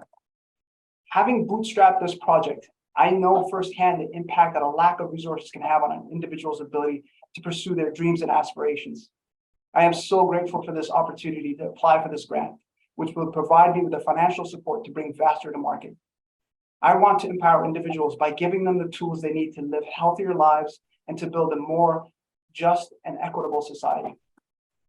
The cannabis industry is a complex and rapidly growing market, making it the perfect place for Vaster to start. But that's just the beginning. There is no limit to where our AI-powered solutions can go in the future. Winning this grant will provide us with the resources needed to complete the work that we've already started and make an immediate and significant impact for consumers of cannabis across the country. I want to thank the judges and BEBC. I look forward to bringing our vision to life and making an impactful impact in our community. Thank you so much, Duras. I think it's very important to know usage as well as side effects. And so this app is pretty helpful. I'm going to open up the floor for any of our judges that have questions or feedback. Hi, it's Peter here. Quick question. With the challenges facing the cannabis market today, how do you see that impacting your business, and how do you see yourselves adjusting to that? Yeah, so the impact of what's happening in the market actually plays well into our advantage. What we're providing is a clear pathway for brands to find consumers and for consumers to find brands and build that relationship. There's a missing gap in the industry, which I refer to as a last mile, which is between the dispensaries and the consumer. There is no pathway direct to consumer, and all the brands are trying to drive that pipeline. This platform is an ecosystem that allows all the different stakeholders in the industry to participate. And so I don't see a slowdown. I see an uptick in a technology like ours providing a competitive advantage, especially with legalizations about to happen in the US. It gives the brands on the platform a competitive advantage. Thank you for that question, Peter. Any other questions? One more question. I'm not sure, maybe I missed it. Can you speak about your team? Yeah, so would you like me to throw the deck back on?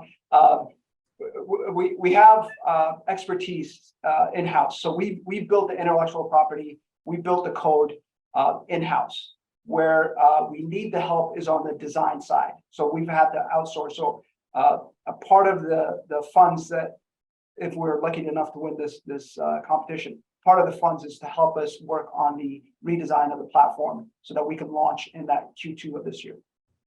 Okay, thank you. If I can ask, what is your target market? Is it everyone? And how do you market something like this, especially with different scanners or different things that are going to help people figure out what things are? How do you market this to that target market? That's a great question, Galina. So we built the tools so that within the app, there's a feature that is specifically targeted at dispensary staff to help them understand. You know, the average dispensary has anywhere from 400 to 700 different products. For a person to be able to match that product to a consumer, it's a tall leap. And so it's a tool that we deploy to the dispensaries and have them give to their customers so that their customers can have an engaged experience with product. And built into the product feature is actually a journaling feature, which learns about the user's likes and dislikes and starts to guide them to better experiences. And so we've built value in every step along the chain so that we have stakeholders that have the best interests of the app. And so they become our distribution strategy, if you will. Awesome. Great pitch, by the way. Thank you. If I may, I'd like to show you the simplicity of the product because I think, and so if I can do this properly, this is an interface. Here's a product. I just placed the product in front of the camera. If I can, sorry. And a product card comes up. It gives me every feature that I need. There is no touch of the screen. If I scan, 100 different products, it's just a question of moving your camera from product to product. I think, Melissa, you have a question. Hey there. So I was actually just talking to somebody in the industry about you. And his first question was, and I guess it's a question for everybody too, as a potential investor, was how does it work? Like when you scan it and it pulls all that information, how, and you might have explained in the pitch. Sure. How is the app able to update with all these new products coming on the market? How does that technology work? That's a great question, and it also leads into a part of the 25,000 that we would allocate. So not only do we have a mobile app strategy, but there's also a web platform where brands from anywhere can upload their product information, click of the button, that product is live wherever it lives. And so essentially what we're doing is taking a physical product and digitizing it. So in this early onset, we will onboard brands individually, but the idea is to move to an online platform where that's scalable infinitely. Thank you. Does that answer the question? Yeah, it does. Okay, perfect. Thank you. Amazing. Between Duress and Micheline, I am feeling absolutely inspired. Even Daniel's motivational speech, I'm just so excited to continue bouncing ideas off of each other and hearing these top 5 brilliant ideas. So thank you, Duress. Thank you, Jessica. And as we move on to our next contestant, when I first saw this contestant, I was in awe. I was wondering, how did you manage to get through writer's block? This man has written 2 books and I can barely write an English essay. And that's coming from an English major. But let me tell you, aside from those side quests, this next coming contestant, David Archer, has a brilliant idea, which is David Archer Therapy. Give me one moment. All right, so let's go. Hi, my name is David Archer. I'm an anti-racist psychotherapist, clinical social worker, and couple and family therapist from Montreal, Canada. I'm also the author of 3 books, and I'm also the parent of a newborn. So this means that I'm developing my skills in diaper changing, managing with little to no sleep, and making life more awesome for the next generation. The purpose of my presentation is to address and eliminate the mental health consequences of racial trauma. I'm here because I've developed a clinical framework that's meant to address treatment-resistant disorders. This is the first neurobiological approach that is made for us and by us. We have an opportunity to change the way how we look at therapy forever. Systemic racism is relentless. As a preschooler, my father had the police called on him because he protected me after a skinhead spat on me. In my childhood, I had teachers make me believe I'd never set foot in a university, but my Jamaican mother believed in me, so I believed in myself. But the discrimination continued. As a teen working as a software engineer, I had imposter syndrome and I had anxiety, and I tried everything. I tried self-help tapes, audiobooks, but one day I met this Black therapist and she really came through for me. It's because of these Black elders in my past who cared for my future why I'm here to speak to you today. And with their support, I was able to get a bachelor's in psychology, 2 master's degrees from McGill University. But the most important educational experience I had was working as an addictions counselor in an Indigenous community.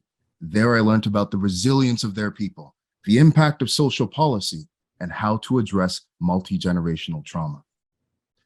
Trauma is the presence of suffering or the absence of compassion. And as a trauma specialist, I've encountered the toughest cases, and I give presentations internationally about anti-racist psychotherapy. This led me to develop an approach that benefits all oppressed people, battered women, LGBTQ, refugees. All of our suffering is intersectional. So after getting feedback and after some setbacks, I finally developed the rhythm and processing strategies. And this is very different from your typical talk therapy though. In my sessions, using the principles of memory reconsolidation, people are recovering every day while they're listening to their favorite hip hop albums, watching videos of nature, and even watching videos of baby goats and puppies. And when you understand the way how the brain works, you'll understand that healing doesn't need to take forever, and we can laugh and smile our way to a permanent recovery. So to sum this up, I need to teach this to others.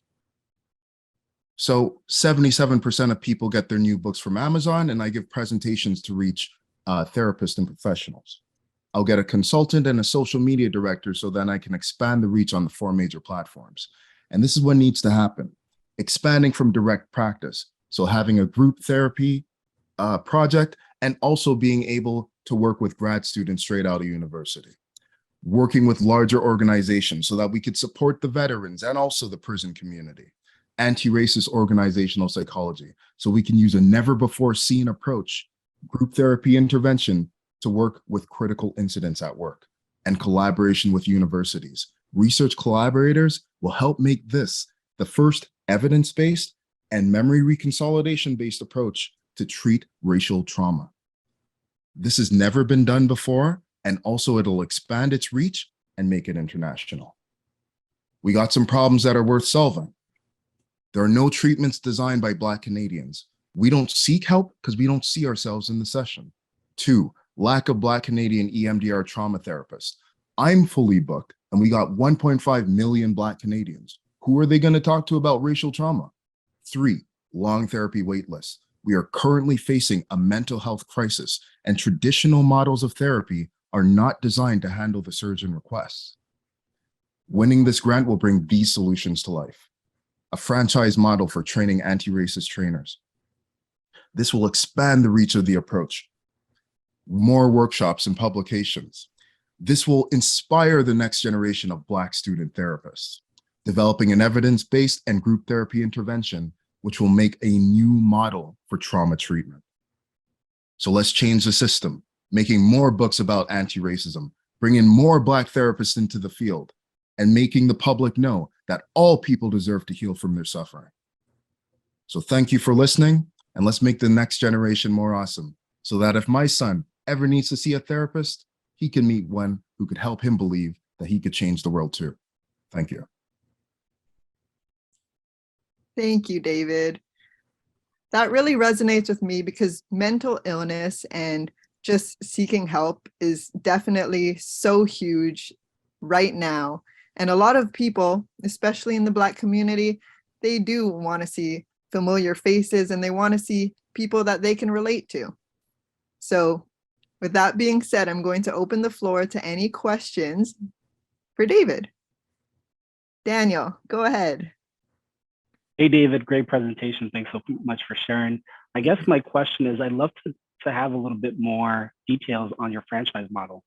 Can you walk us through how you see that coming to life? Definitely. So currently I work as an EMDR therapist, and within the being an EMDR therapist, when people are training other trainers, there's a model where they would become consultants, then approved consultants, and then after they could become trainers. And those who would be using my training manual, they would have other therapists go to their trainings and they would train them, and then I would get a portion of their profits from their trainings. So this is an approach, again, that's not done in Canada. There's no Black EMDR trainers, and there's no Black trainers of rhythm and processing, which is the framework I've developed. Okay, thank you. Thank you. We also have a question from Crystal. Hi, David. Thank you for your presentation. You spoke about the lack of Black trainers in this field, and you spoke about your plans to franchise and train up more of them. Can you share how you plan to recruit these different folks to go in through the program, given the lack of trainers right now? Thank you. Yes. So right now, I'm a part of the Black clinicians group on Facebook. I'm also a person who has I've given part of one of my articles is in the EMDRIA International Association's training packet. So new therapists who need to know about EMDR to do this PTSD training, they need to read my article. So my name has already been, it's floating around in the EMDR community. But since I came out with this new book, I'm getting additional requests for consultation. So I have a Black EMDR clinicians group to help support therapists who need assistance with anti-racist interventions. And 2 days ago, I had my first consultee from Saudi Arabia who contacted me trying to find out more about this. So what's happening is that regardless of the person's race or regardless of where they're coming from, this new model of treatment is starting to, word is starting to catch up with it. Because of the books that I've published as well, this is another way of being able to get, to reach people that are outside of my reach. And that is why when I have the social media director, there's a high chance that being able to use content from the books, from the podcasts that I also do for my, for publications, that this will, again, expand the reach of the approach. Thank you. David, thank you for that presentation. I got chills as you were speaking. Thank you for wanting to share your ideas and teach it. But so what would be the challenges around sort of the information being out there? How do you protect that training manual, to be yours? How do you protect that intellectual property, I guess? Well, the good thing is that one of the members of my team is, his name is David Bissett, and he's a lawyer that works with civil and corporate, and that's his specialty. So I'm going to be working with him in developing those types of protections. But also it's important to understand that this model has never been done before. As I already have published this book, that's a part of the protection that is there, is that this is the rhythm and processing model. I'm also going to be giving a presentation for the International Society for the Study of Trauma and Dissociation in April, so that I'll be able to speak to a larger international community about it. And then after, I'll be able to bring it back to the Canadian market. So ideally, what we're trying to look for is something that expands beyond just me as an individual. I want to make it so that I can train other Black therapists in Canada to have their businesses, because we don't have enough Black therapists. So more than it just being about me, this is about the next generation of Black student therapists, the next generation of Black trainers, and to really make a new way of being able to do this. Thank you. If I can just ask a follow-up question to that, what do you anticipate would be the challenges and what you've set out to do? One of the challenges is that there's only 5 Black therapists I know in Quebec, okay, that I can recommend to people, and they're all booked. So another challenge is that we need the support of the universities, because sometimes it's seen as if Black people aren't going to school. But I think that the government and also the universities themselves need to change some policies so that they're admitting more of us in. I think that that's one of the main challenges right now, is how do we increase the amount of Black people that will go into this field? However, since 2020, we saw with the global protests that were going on, there's a much higher increase in people's awareness about going to therapy. And there is much more interest in people advancing the cause of social justice, but they need to see that Black male therapists like myself exist so we could get Black men to also come into this field. So it will be challenging, but also I think that the momentum is with us. Thank you. Eric, I see you have a question as well, and then we can move on to Daniel. Yeah, hi David, thank you for your presentation, greatly done. Just following up on Mrs. Mass's comment or question, if you created all this documentation and this program, what's from stopping someone like me just taking it and just doing it myself? I'm just trying to fully wrap my head around how are you going to protect the documentation and your IP that you've created. It's a good question. Well, one thing is that I'm a licensed clinical social worker, couple and family therapist, and psychotherapist. And you would need to do all of those things first. And also my background is in software engineering. And so I have 10 years experience in that. And so it is possible if hypothetically, if you have all of this background, you could say that you're going to do it. But right now, the name is going out about what Archer Therapy is capable of doing. So I really believe that the goal is not just to keep this for myself. The goal is to make it so that if you do want to be a therapist who is going to help to make it so that there's less Black people that are suffering from trauma, by all means, you can do it. But we need to make sure that we are doing the rhythm and processing approach that fits the specific standards. We also need the evidence base to be developed. And once that happens, it'll make it much more clear that this is a one-of-a-kind approach. And so replicating that on one's own will also take a lot of legwork. So I believe that once again, the dominoes are set and we're going in this direction right now. Great, thank you for that. Okay, Daniel, with our last question. Hey, David. Yeah, I just wanted to ask, in terms of your team, how you supported. You mentioned David Bissett. What does the rest of the team look like? So would I be able to share my screen? Hold on one second. Sure, I think we can, right, Jessica?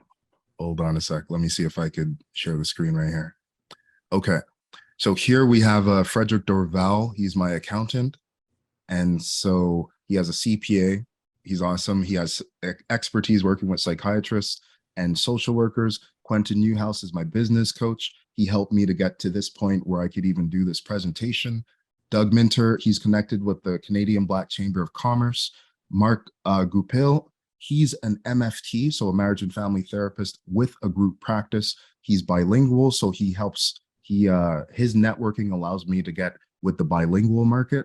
David Bissett is at the bottom, and Reverend Denise Gillard, she's a mentor of mine, and she's a pastor. So what that means is that we can get connected with the Black churches, because if we're talking about healing, we got to go to where the Black people are. And there's people that want to heal in these areas. And if we collaborate with the Black communities that are already in place, then it'll likely increase the interest in getting more Black therapists to get into these professions. Thank you, David. What a lovely just conversation. I love this. And David, congratulations, not just on all of your side quests, but for having a newborn. That is so exciting. You're going to have the toughest side quest of all. This is, thank You'll you. have a lot of fun. I do have something to add to David. David, I always say you need a banker, an accountant, and a lawyer. So there need to be a banker on that team. And I love how you positioned your team as that. Thank you so much. Yes. Okay. So let's move on to our 4th out of 5 of our top 5. When I was this man's age, I honestly, aside from getting writer's block in university, I don't even know what I was doing. I don't think I had this much confidence. So I am so excited to invite probably one of our youngest out of our 120 applicants onto the stage. He's only 22 years old, but his idea is right up there. We've got Mwenda Dick representing South Central Greens.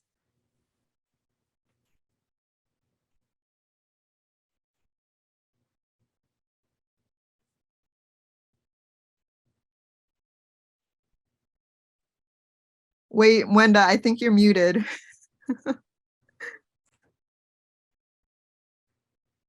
How is this? Can you all hear me? Yes, you might All have to right. start again. Perfect. Let's run this from the top. It's been great so far. Let's keep this great energy going. But yeah, let's get this thing rolling. So my name is Mwenda Dick. I'm a 22-year-old Kenyan Canadian who currently lives in Abbotsford. I moved to the Fraser Valley from Winnipeg last year to pursue my education, as I'm in the process of completing my Bachelor's of Agriculture Science at the University of the Fraser Valley. I've always had a passion for sustainable farming and health, as these were qualities instilled in me by my family, with my late father being a cereal and oilseed producer in rural Manitoba, and my mother having a PhD in human nutrition. I've been fortunate enough to see firsthand how farmers in Canada and Kenya operate to serve their communities, and how these systems can be improved to increase food security. Farmers in developing countries often lack the technology and resources to make the most out of their land, which leads to poor development of the agro-ecosystem and food security issues. On the other hand, industrial agriculture has increased yields and economics through the extensive use of inputs such as fertilizer and pest control chemicals. This type of farming feeds the world, but neglects the environment in the process. Both systems rely on elaborate food distribution networks that result in a larger carbon footprint and overall reduced food quality. Fortunately, the modern industry agrees that more sustainable farming practices are needed if we want to keep feeding the world while maintaining the planet. This push towards greener farming encourages innovation and spawns new niches within the industry. I've had numerous learning experiences at school that have allowed me to explore the groundbreaking technology that is being developed in this space. I've been able to cultivate important relationships here and take my understanding of agriculture to another level. As a sustainability-minded individual, I've had some challenges in terms of trying to support a healthier diet. The rising prices of imported vegetables and inconsistencies in food availability led me to ask myself where change can be made. This is where my vertical farming solution comes into play. Vertical farming is a hot topic in the agriculture industry. It is a fairly new practice that is often seen as extremely expensive and complex. In essence, produce is grown vertically on a series of shelves or racks. This can increase the productivity of a growing environment by 700% or more. Vertical farms are great for the environment as they eliminate cultivation, reduce the use of water, and produce more food per square foot. I was able to experiment with this type of farming at school and found out that microgreens work amazing in a vertical setting. Microgreens boast many benefits. Not only are they consistently available year-round, but they are also cheap to produce and have a higher nutrient density than their fully grown counterparts. Microgreens can be grown with energy-efficient LED lights and require no fertilizer as they do not reach a vegetative state. Limitless plant varieties make delicious alternatives to vegetables such as spinach, broccoli, and kale. Growing microgreens allowed me to reduce the price of my monthly grocery bill by about $40. Instead of paying $8 or more for a box of spinach, microgreens that I can sell for $4 to $5 make great alternatives and are much more versatile in the kitchen.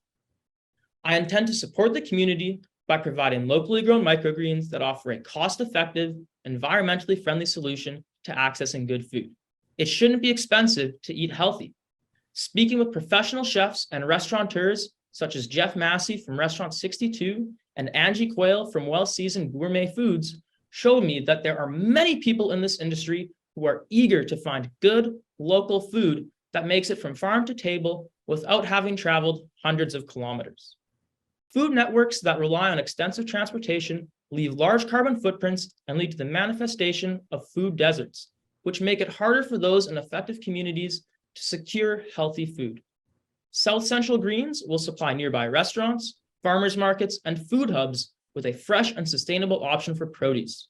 We plan to partner with local food delivery services and supply institutions such as schools and hospitals as we continue to grow.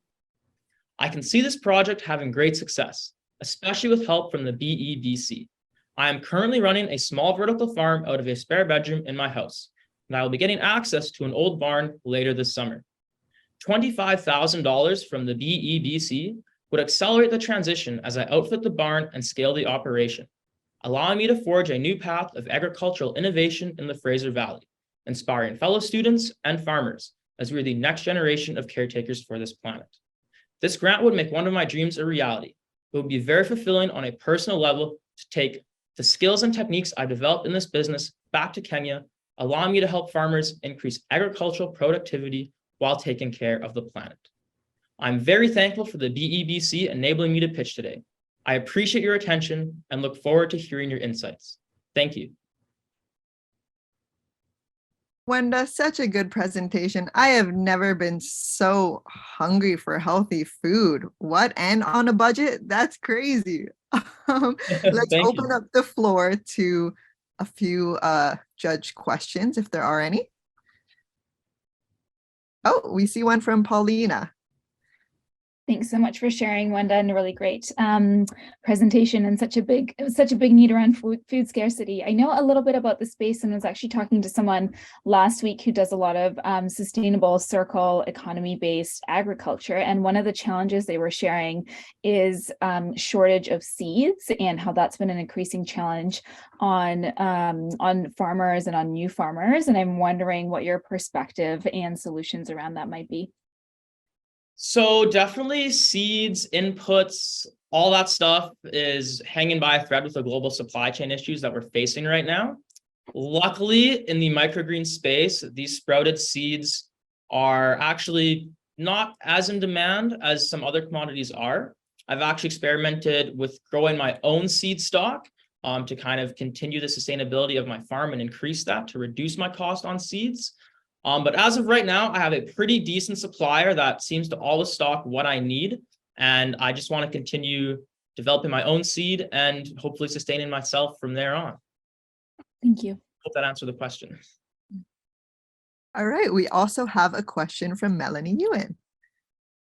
Hi, thanks so much. Really interesting. I love the space that you're working in. It's so needed. So I really appreciate that you spoke to how you're going to scale through space, but also like having that small barn later this year. But would love to also know more about your team as it stands today, but also how you intend to scale your team to meet the demand that you were speaking to.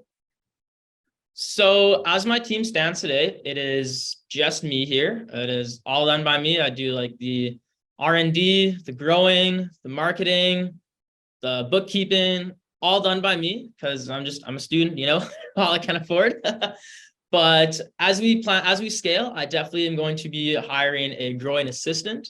I'm going to want someone to market with me, just kind of help us expand into different markets, whether it be the farmers markets in Mission, in Chilliwack, in Surrey, kind of get the product out there. And then, yeah, I definitely need a whole legal team and a banker as well. I think we outlined that in the last presentation, that we're going to have a solid team to really help the business grow and survive. So those will definitely all be things that I'll be looking to get. I'd say my first thing first will be an assistant grower. That way I can then focus on more of the marketing and bookkeeping side of things until I continue to grow. Amazing. Thank you. It's really great to hear that you have that plan and are thinking about those things now. Thank you so much. Thanks. It's all about the growth. Okay, we have Crystal Lowe. Go ahead. Thank you, Wenda, for that presentation. That was fantastic.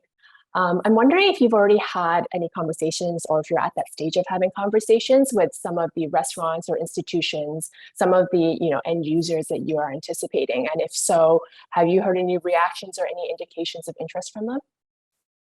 Actually, yes. I attend the Pacific Ag Show every year, and I attended a really cool conference this past month. It was a panel of chefs in British Columbia in the Lower Mainland. And actually those people that I mentioned earlier in my presentation were there. And the whole thing was really centered about reducing that footprint of a farm to table type of diet. So there are lots of people out there looking for sustainable options that are consistent and they're local.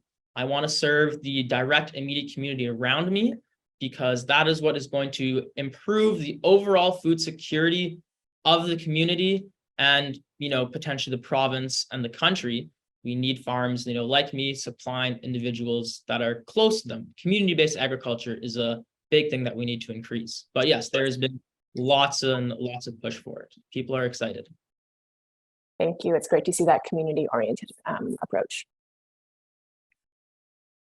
Jalila, did you want to say something? Absolutely. I always love young people that think for health and just kind of the future. What does competition look like in this space? Or essentially, what once you get going, what is what would sort of stop a bigger distributor or bigger farmer to kind of do the same thing that you're doing? What would that threat look like? So right now, there are 3 vertical farms in British Columbia. There is one based out of Vancouver, one on the island, and one up in Agassiz. And that is awesome. I think we need more, actually. We need more vertical farms. We need more smaller urban farms supplying these communities. I would like to help my direct community. And then in terms of expansion, instead of shipping products to Alberta or to the States or, across the province, I'd much rather go and help other farmers and provide hopefully like a type of consulting type of service and help them implement these practices and these systems on their own farm to provide to their community. So I think there's a huge market for it, but if we really want to be looking at it from a sustainable point of view, we need people all across the board doing this. I hope I kind of answered your question there. Yes, you did.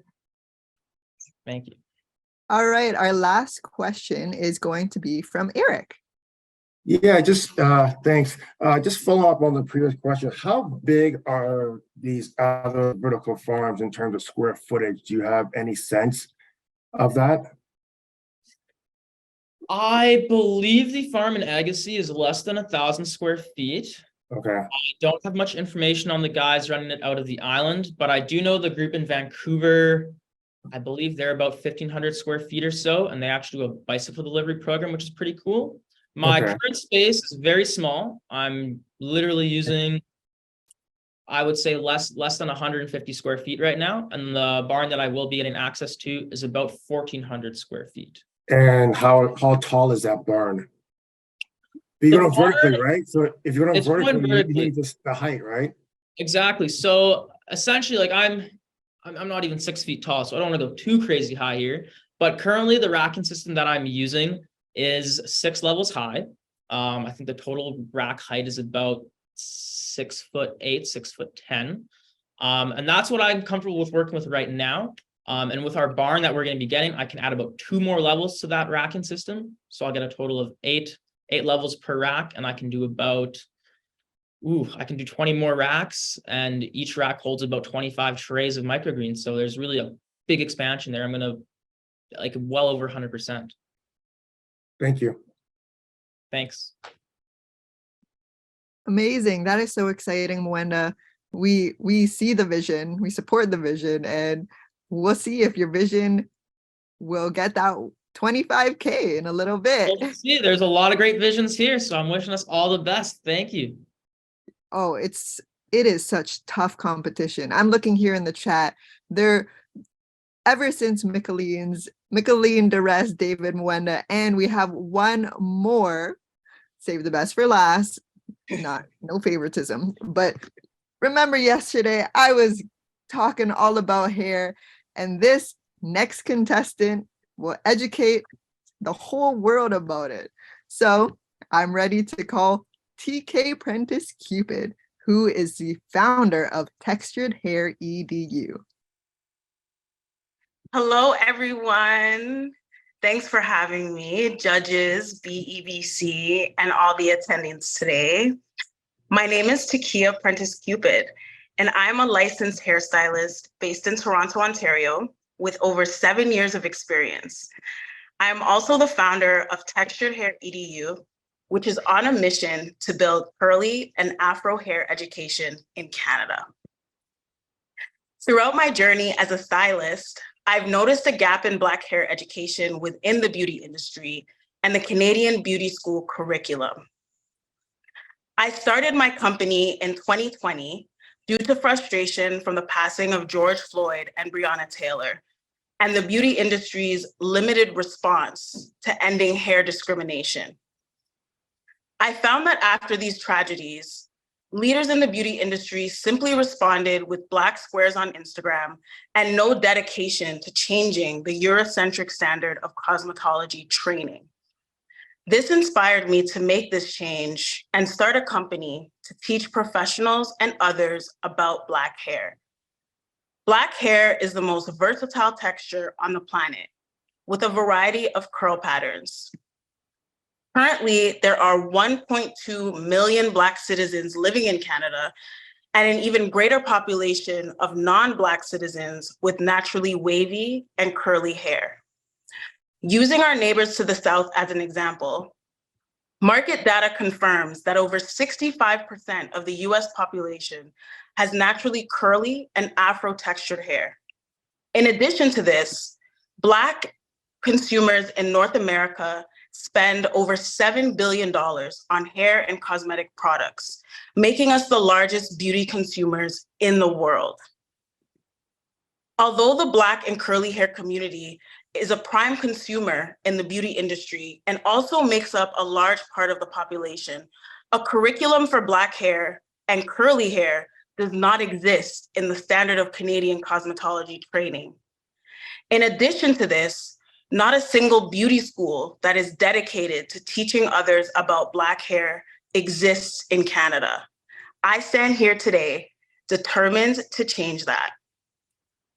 After launching my company, I approached the Ministry of Labor, which is the head of licensing for hairstylists in Ontario, in order to propose a Black hair curriculum. Sadly, they were not open to my proposal. This inspired me to bridge this gap myself. And since launching my company, I have trained over 70 people and have fundraised over $3,000 towards my mission. I have also increased the success of my hairstyling business, where I am booked several months in advance.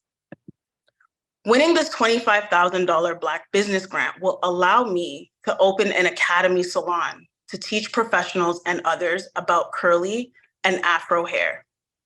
This grant will also allow me to lease, renovate, and open a space to scale my business.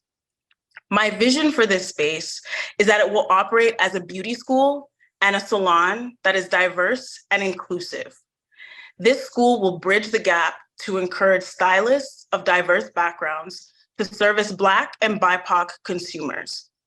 Aspiring stylists will have the opportunity to enroll in the school, and clients with naturally curly and coily hair will have access to quality hair care services. Currently, a competitor with a similar business model does not exist in Canada, which will give my company a competitive edge in the market. This grant will also allow me to build a team to operate my company, which will include educators to lead classes and programs, a team of stylists to service customers, and a school admin to manage enrollments to the school. My marketing strategy involves promotion on social media, word of mouth from existing clients and people who booked my trainings, as well as foot traffic from the area in which we open. Opportunities like BEBC will also help me introduce my business and passion to people like you. My dream for the future is that my company will change the landscape to include Black beauty as an equal standard in cosmetology training in Canada and around the world. Here's a brief video of a stylist from Stratford, Ontario, who has taken my training, and it demonstrates their confidence in approaching Afro-textured hair. In conclusion, my presentation will reaffirm this: Canadians of diverse backgrounds and hair textures deserve to feel represented, and beauty professionals also deserve to have a complete education that prepares them to work with all textures of hair. Winning this grant will empower me to give Canadian curly and Afro hair education a platform and celebrate the diversity of our hair. Thank you, judges, BEBC, the audience, and the child in me who had this dream. I really hope you enjoyed my presentation. Yay, thank you, TK. You know I'm going to be coming to you for a consultation soon. I got you. All right, let's see if any of our judges have a question. We can do a question or two. Oh, Galila, go ahead. I know I put my hand up because I want you to schedule me in. No, you know what, amazing and great idea. And I think this is something that's definitely needed in the marketplace. But I do have a couple of questions for you. When you think about incorporating this into sort of the training program, I understand in Alberta, it's very hard to incorporate, especially Black hair or even the training of that. Into sort of the licensing process or into that getting, a licensed practitioner to learn Black hair. Like, it's really hard to incorporate into the current curriculum. Is Right. that a challenge that or how were you been able to sort of navigate around that? I'm so glad that you asked this, because this challenge is what inspired me to go on this pathway. So I have approached the Ministry of Labor, which distributes licensing for hairdressers, on several occasions, and have been denied my proposal for a Black curriculum. At the end of the day, it's up to them to distribute licensing for hairstylists. But based on my experience, they don't believe that this need is necessary. So my hope is that I will actually open a certified beauty school where people can get the full cosmetology training with an incorporation of inclusive hairdressing, which would include not only Black hair, but people of BIPOC identities, people of color, even Asian hair, because the standard doesn't even prepare people to work with Asian hair types, which my school will be able to provide. So I hope that answers your question. Yes, it does. Absolutely. I think that's a little bit of the loophole that's around in being able to train people, but yet essentially we can't certify them, but they can get sort of the practice and learn exactly how to do it. I love that. The other piece is, sorry, as a follow-up question, I know you said this, should you win this would allow you to be able to kind of, create a space for your hair shop or even the training center. I definitely recommend you need to consult bankers on that too, because I think there's space for financing on that. I just wanted to make sure that you're kind of exploring that piece as well.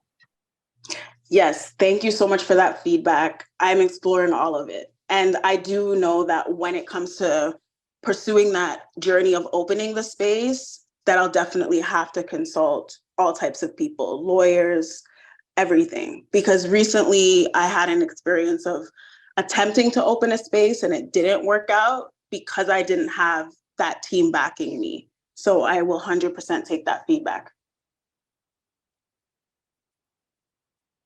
Amazing. Okay, we have a final question from Eric. Yeah, thank you for your presentation. I really enjoyed it. I have 2 daughters and nieces that have Black hair, so it's this topic. I really enjoyed it. I got multiple questions, sort of. So you mentioned here, I'm just looking at my notes here. You said the Ministry of Labor denied your license or denied a license.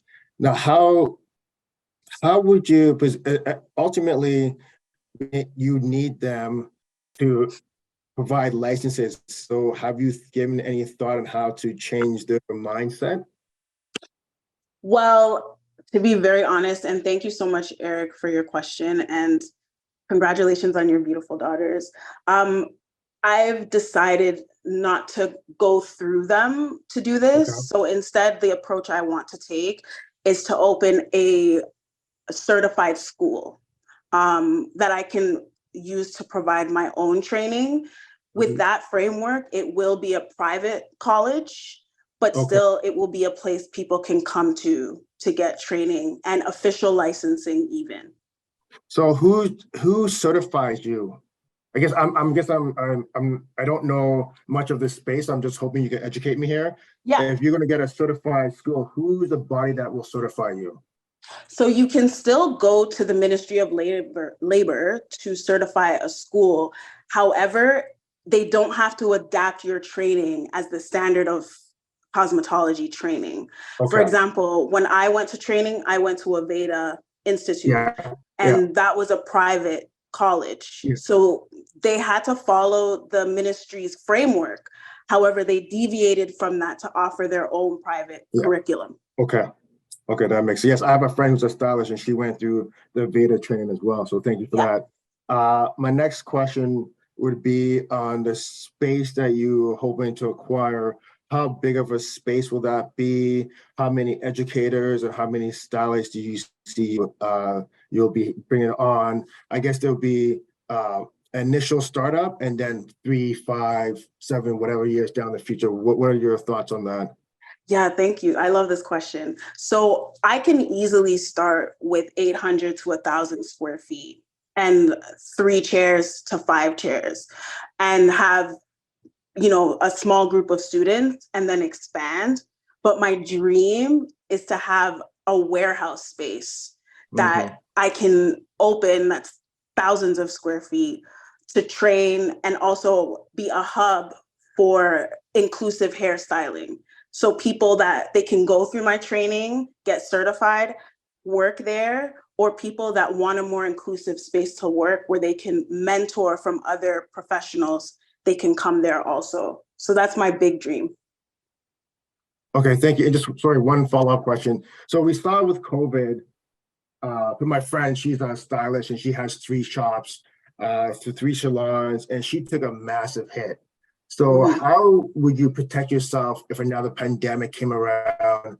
Because anything that had to deal with interaction, one-on-one interactions during the pandemic, I'm sure we all know all those businesses was severely affected. So can you, or have you thought about that? Or can you give any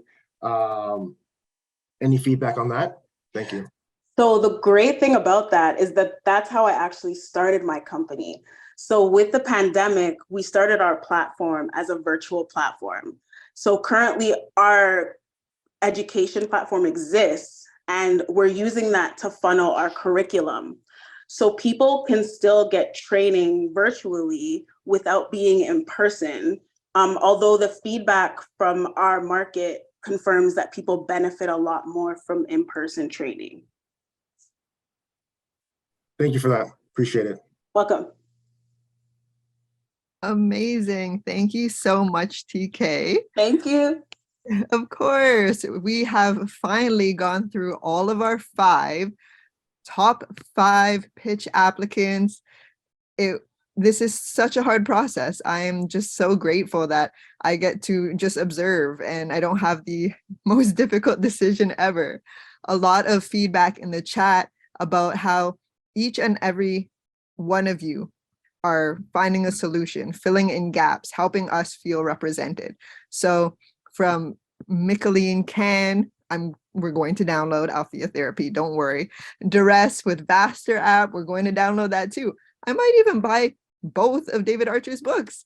I'm going to see TK and waiting for those microgreens, Mwanda. We did not forget.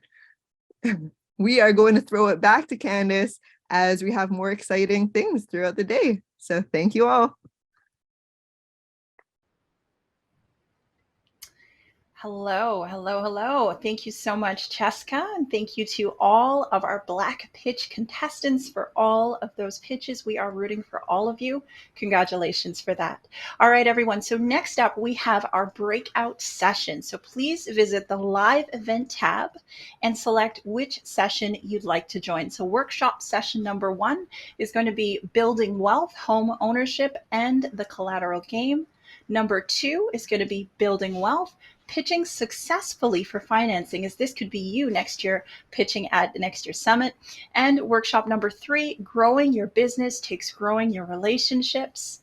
And lastly, workshop number 4, which is building wealth, Black serving organizations, and particularly who's serving the community and what programs do they have that benefit you. So please proceed to the breakout sessions and we will see you shortly.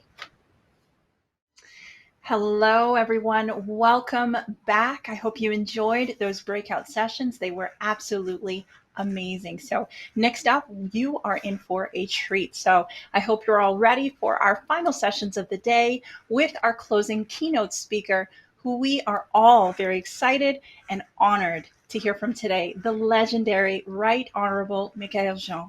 So before we get started, let me introduce you to Shawnette Frazier from TD to introduce our keynote speaker. Shawnette?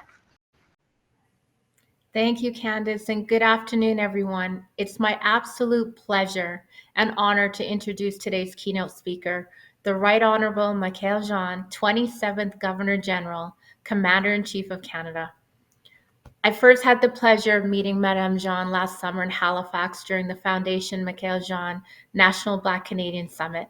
And I have to tell you all, it was truly an incredible event. Thank you so much, Madame Jean, and to your team for investing so much time, energy, resources, and love into the Black community. I'm eternally grateful and blessed to have gotten to experience that excellence that you provided. Madame Jean was born in 1957 in Port-au-Prince, Haiti. She was 11 years old when she and her family settled in Quebec. As you can imagine, her family experienced the ordeal of a forced exile, and like all refugees, the immense challenge of rebuilding their life elsewhere, starting from scratch, mustering all their strength and their life experiences, motivated by the desire to contribute as a full citizen to the development of their new country. At the University of Montreal, after earning a Bachelor of Arts in Modern Literature and Languages, Italian and Spanish, Madame Jean completed her Master's in Comparative Literature. She continued her studies at the University of Perugia, the University of Florence, and the Catholic University of Milan. Madame Jean is fluent in 5 languages: French, Haitian Creole, English, Italian, Spanish, and she reads Portuguese. From 1988 to 2005, Madame Jean enjoyed an outstanding career as a journalist, presenter, and news anchor on Canadian public television, both French and English networks.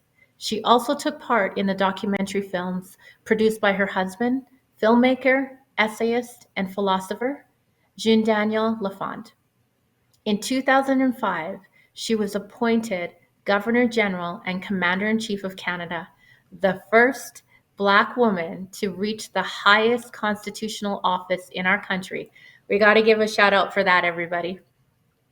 A function she served with extraordinary dedication for a 5-year term.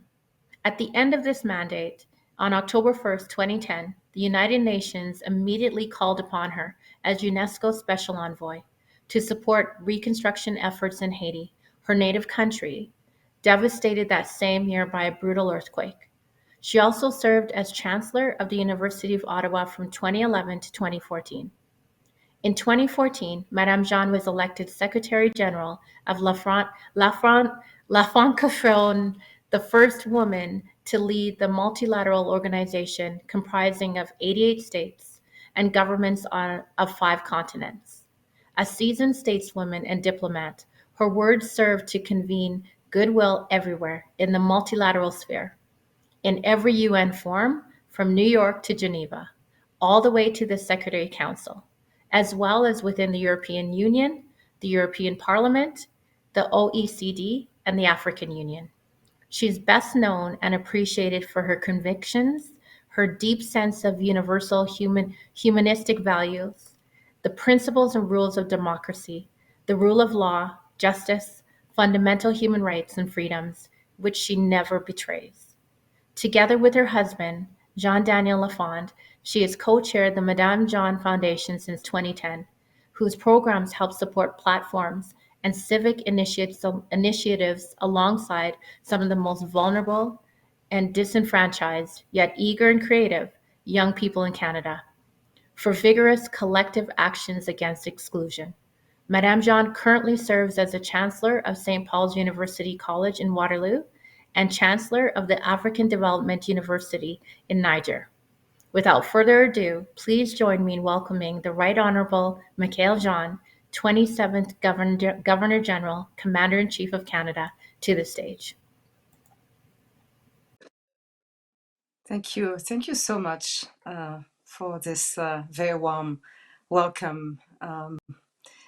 Thank you, Jeanette, and I would like also to send my best to Jackie Kessendi, founder, CEO, and leader extraordinaire of the Black Entrepreneurs and Businesses of Canada Society. Merci de votre accueil si chaleureux. I salute you and the fantastic team gathered around you and your vision, around your mission to support Black business growth and empowerment. Dear friends, chers amis, I would like to begin by commending BEBC's obvious dedication and eager commitment to address the challenges and barriers to entrepreneurship, particularly those faced by Black communities across Canada. J'aime votre parti pris et votre combat, car c'en est un aussi, contre l'exclusion, en faveur de l'approche inclusive, dans le goût de la différence, la valorisation de la diversité et la quête d'équité partout au Canada. Votre apport, la contribution de BEBC, c'est toute une chaîne de valeurs. Ce sommet est entre autres une idée formidable, dynamique et concrète. Alors je dis bravo. As I speak to you from the heart, always from the heart, I may sprinkle, some French here and there as a way to celebrate the presence of many French-speaking entrepreneurs among you, movers and shakers with us today, and to remind us all of our great diversity and the importance of mastering different languages, including French. I believe a multilingual approach extends our reach to peoples, our reach to markets. It broadens participation and enriches our perspectives. Autour de ces projets, autour d'une cause aussi importante que celle de l'affranchissement économique et social des communautés noires, comme il est beau de voir se tisser autant d'alliances, autant de liens de solidarité. The work being done by BEBC is timely, it is highly relevant and distinctive. So I say open the way, ne laissons personne de côté, leave no one behind. This is what brings us together today. I am deeply honored to be invited to close this outstanding two-day Black Business Summit, such a splendid initiative to unite, build and secure together a better future for our communities and indeed for Canada as a whole, for everyone. And I can't, begin to tell you how thrilled I am to see such wonderful work being done on a scale never seen before. Such an amazing diversity of participants in such great numbers. Wow.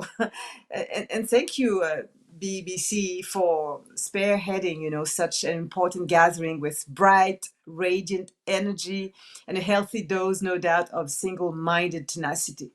The success of this summit testifies to your commitment, your determination, the grit behind the work being done now, building, it must be said, on the legacy of many, many years, centuries of struggles from our ancestors, and the indomitable courage and pioneering, work of so many of you.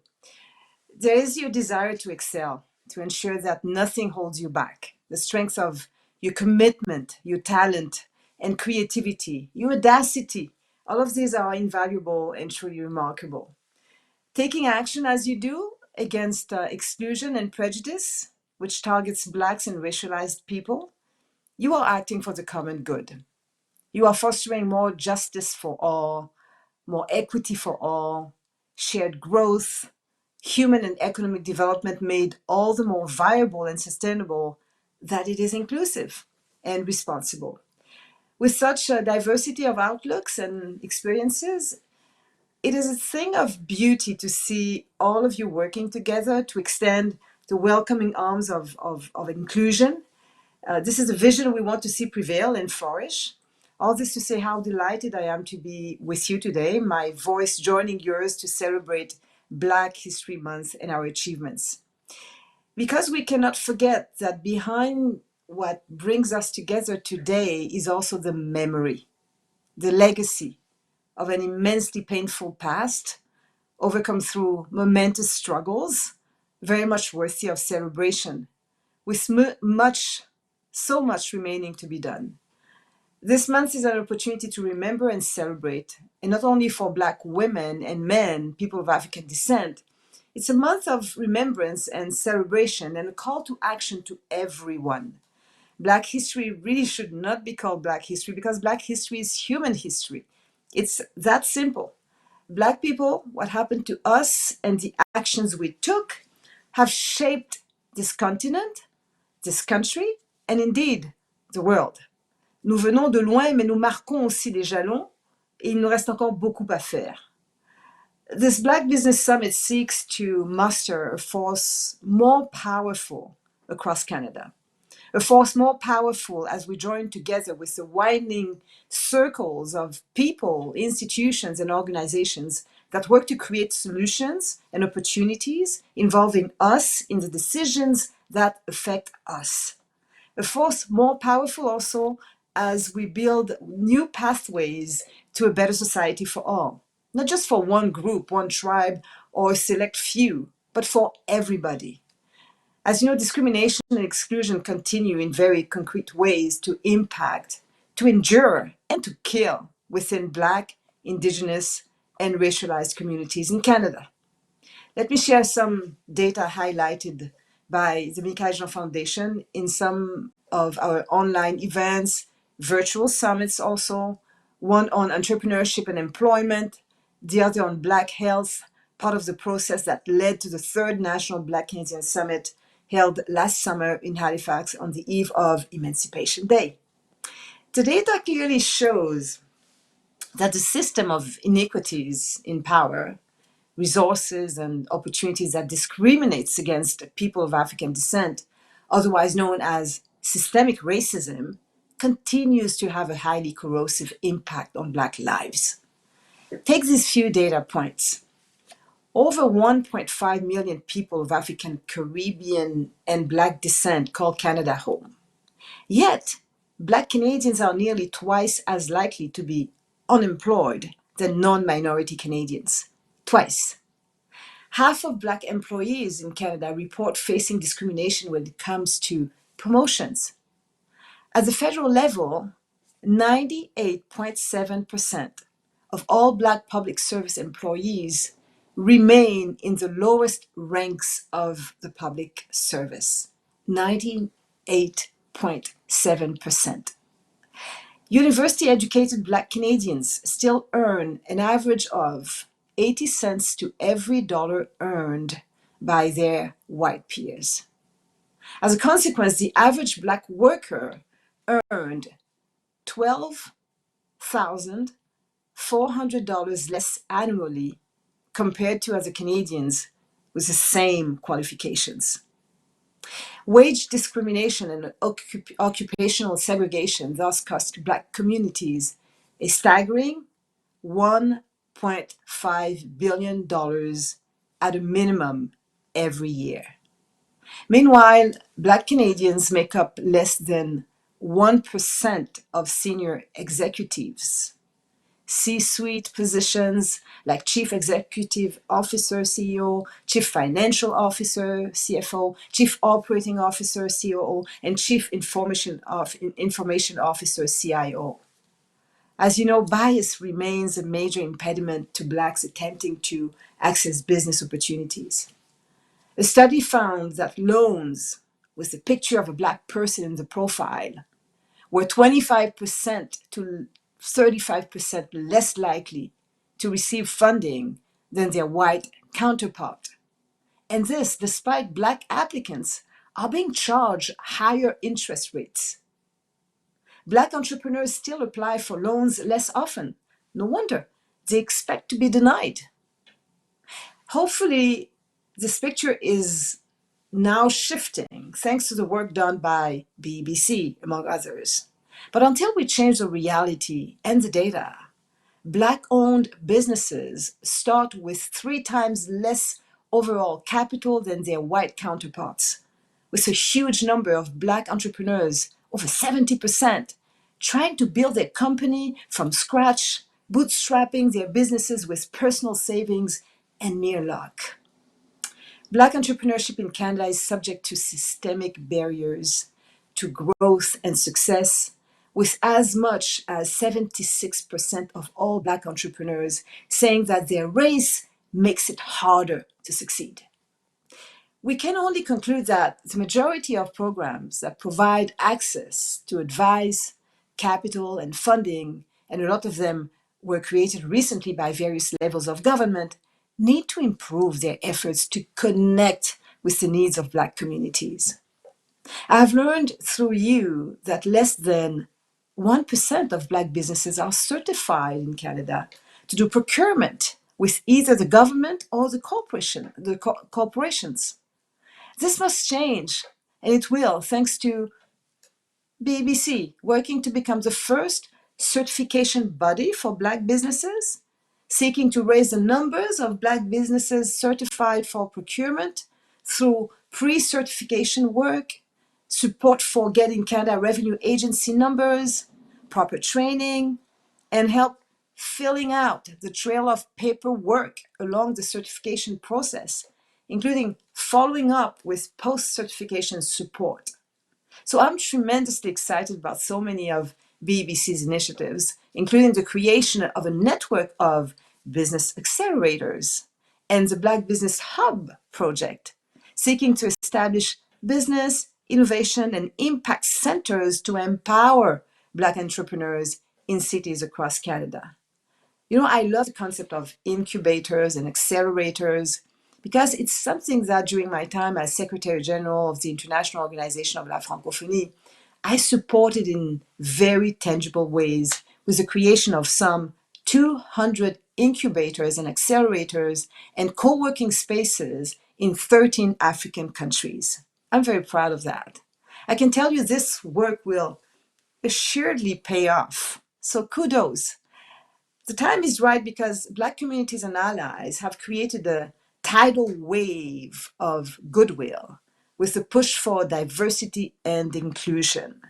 For proof, look no further than the momentous sea change that has happened both within and without business organizations and the institutions that are there to support economic development. We now see government, the biggest buyer in the country, really wanting Black businesses to participate in procurement. The same thing is happening with corporations. But now, let's talk about Black women entrepreneurs. By the way, did you know that entrepreneur is a loan word from French? It comes from entreprendre. Entreprendre, entre et prendre, meaning action to undertake. It is closely related to the French word for business, which is entreprise in French, also used in the English enterprise. Enterprise is, in fact, the feminine form of entreprendre. Interesting, isn't it? Could it be that the first ever entreprise had a woman as its creator? Could it be that the first entrepreneurs were really entrepreneurs, a feminine form as old as the masculine? One thing is certain, women have always been entrepreneurs. We ain't newcomers around here for sure. Women have always been enterprising. The reason is simple. Necessity is the mother of invention. Women have had to be enterprising innovators and business creators for as long as we have carried babies. That is forever. To survive and thrive through the ages, women took risks and launched their own ventures because they had to. Now, while there's sparse data concerning Black entrepreneurs, far fewer data points have been uncovered on the experience of Black women in business. But this we know, the intersection of being Black and being a woman only adds to the cost. Working age Black women are less likely to be employed compared to other women and other men in Canada, including Black men. When comparing annual income across major cities in Canada, we find Black women have lower median annual income when compared, again, to other women and other men in Canada, including Black men. This means Black women do worse than almost everybody else. We don't come out of this unscathed. The repercussions are serious. They shape our living conditions, where we live, what we eat, and so on. In 2021, Black Canadians were 2.5 times more likely to live in crowded, unsuitable housing compared to other Canadians. Black Canadians are almost 3 times more likely than white Canadians to report living in housing below standards. Statistics Canada data show that while the national home ownership rate is 73%, only 48% of the Black population live in a home they own, one of the lowest home ownership rates. We know the detrimental impact this has on access to credit and loans to create and grow our businesses. Not surprisingly, among those renting their living spaces, 69% identify as belonging to racial minorities. Black Canadians have also reported moderate to severe household food insecurity, 2.8 times more often than white Canadians, with Black teenagers 3 times more likely than white Canadian youth to report, moderate or severe household food insecurity. We must ask, can we even measure the lifelong impact this has? The prevalence of diabetes among Black Canadian adults is over twice the rate found among white Canadians. So we could go on, but what matters is this. Behind the statistics, real lives are impacted. From this picture, a simple truth emerges. Exclusion takes lives. A society that fails to include not only shirks its responsibilities and fails to care for its people, it deprives itself of vital contributions. Car vous savez ce que produit l'exclusion, n'est-ce pas? L'exclusion produit un immense déficit d'idées, de perspectives, d'énergie, de participation, de synergie constructive, de possibilités, et ce, au détriment de la société tout entière. Exclusion creates an enormous deficit of ideas, of constructive energies, synergies, and possibilities to innovate, a deficit of growth and development. Each time we are being treated as subhuman, as inferior beings, it creates a form of injury, doesn't it? It eats you from the inside. Not being recognized, how that undermines a person. Because by not recognizing you, they seek to make you invisible, and still we are being called and classified as visible minorities. Indeed, the lack of recognition is a form of dehumanization. Such torment can kill a person, and it does.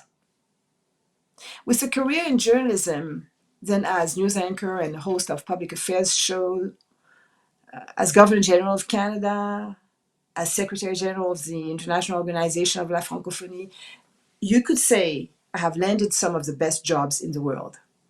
And you would be right. Still, how many times have I had, like so many of you, to face racial contempt and systemic abuse?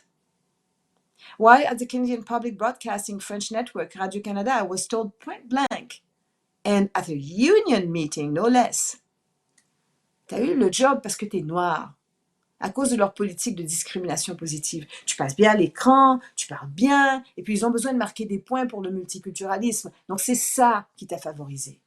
You got the job because you're Black.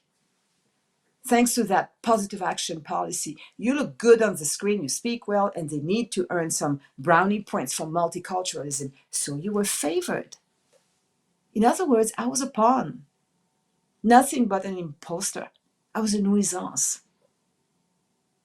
I faced racist slights when I became Governor General of Canada, even from former colleagues. Are you a token? Hurled a journalist as Prime Minister Paul Martin and I were walking away from the lectern following the official announcement of who was going to become the 27th Governor General of Canada. Are you a token? So you know what? I immediately turned around, walked back to the microphone and replied, never been a token in my life and never will be. I have no doubt about who I am and how I can serve my country. What you see is what you get. To this day, I remember this as a powerful moment of dignity, snatched from the jaws of contempt. J'ai moi aussi dû surmonter des formes violentes d'adversité chaque fois que je me suis trouvée dans un endroit où l'on n'attendait pas quelqu'un comme moi, une femme noire, sans peur, indépendante et libre d'esprit. Each time I have found myself in a space where, a person like me was not expected. A woman, a Black woman, fearless, independent, free-spirited. I too have had to overcome violent forms of adversity. Experiences of racism in its many insidious forms are shared by thousands upon thousands of us. Still, what strikes me always is the courage and the heart, what it takes to stand up and speak out. The determination that here is where it stops, that our children must not suffer the same indignities, that they must not fall within the deadly spiral of injurious hate. We don't want this for future generations. Eden, my daughter, would come back from school and tell me how she felt stickers were being, slapped on her face. You will fail. You don't belong. This place is not for people like you. Every day, she told me, she would have to pull the stickers off one by one, a bit of her own skin coming off every time. Each day required this inner work to be reborn and become whole again. Mon cœur s'est brisé quand elle m'a dit ça. Maman, c'est dur le racisme. Parfois, j'ai l'impression d'avoir des préjugés collés partout sur mon visage, sur tout le corps, plein de stigmas qu'on me colle à la peau. Et chaque fois que je tente de les enlever, de m'en débarrasser, de les arracher, je suis écorchée vive, maman. Ma peau est en lambeaux. Elle n'avait pas 16 ans la première fois qu'elle me l'a dit. She wasn't even 16 yet. So we don't want this for anybody. Indifference is not an option. The truth requires us to show collective courage. It takes a great deal of courage to speak openly about the systemic inequities we face, even with all the evidence and data that supports the case. No, brothers and sisters, racism is not merely a matter of perception, as some pretend. Just the same, courage is required of society as a whole to listen, to consider, to acknowledge, and to mend the rift. Ce qui fait la grandeur d'une nation, c'est sa capacité à reconnaître les torts et les erreurs du passé pour mieux agir aujourd'hui, afin de reconstruire l'avenir. To imagine a path forward, we need to trace back our steps. Remember this. Of the 6.5 million people who crossed the Atlantic between 1500 and 1800, only 1 million came from Europe. 5.5 million were Africans. It bears repeating that the vast majority of the people who laid the foundations of the modern Americas were of African origin. They, of course, were forcibly kidnapped under the juggernaut of an abhorrent, perfectly run machine of human trafficking, with circuits over oceans and across continents, known as the transatlantic triangular trade between Europe, Africa, and America, including Canada. Slavery was a very normalized and convenient commerce that lasted centuries. Black and indigenous people were enslaved together. Ne cherchons pas ailleurs les racines du racisme anti-noir, de la discrimination contre les personnes d'ascendance africaine et les peuples autochtones. As we address systems that exclude Black people, we must also tackle some, darker parts of the history of immigration in Canada. Knowing what came before us is an antidote to oppression. It explains our current predicaments, the courage it took our forebears, and how freedom was won. Dismantling systemic racism is a most urgent and necessary task. We are all bound together by a shared history that has poisoned our past and still shapes our present. Colonial violence, destruction, war, many crimes and mistakes are part of that history. The fact is inescapable. Montreal author Robin Maynard describes Canadian immigration policies in the first half of the 20th century as based on white supremacy and hostile anti-Blackness. In the early 20th century, at a time when white settlers were being offered free farmland, Black migrants fleeing racial terror by the Ku Klux Klan, the KKK, from the US were subjected to unwarranted medical examinations aimed at deterring them. Medical examiners were paid a government bonus for each Black migrant that they turned away. For context, the KKK also had its base and influence in Canada. In the 1920s, Alberta membership in the KKK peaked between 5,000 and 7,000, while the Klan newspaper, The Liberator, produced out of Edmonton, purported a circulation of 250,000. This at a time when the whole population of Alberta hovered just around 500,000. Bien que des Noirs esclaves ou affranchis travaillaient au Canada, et ce depuis des centaines d'années, un concept d'inadaptation climatique a été inventé pour l'appliquer au peuple noir.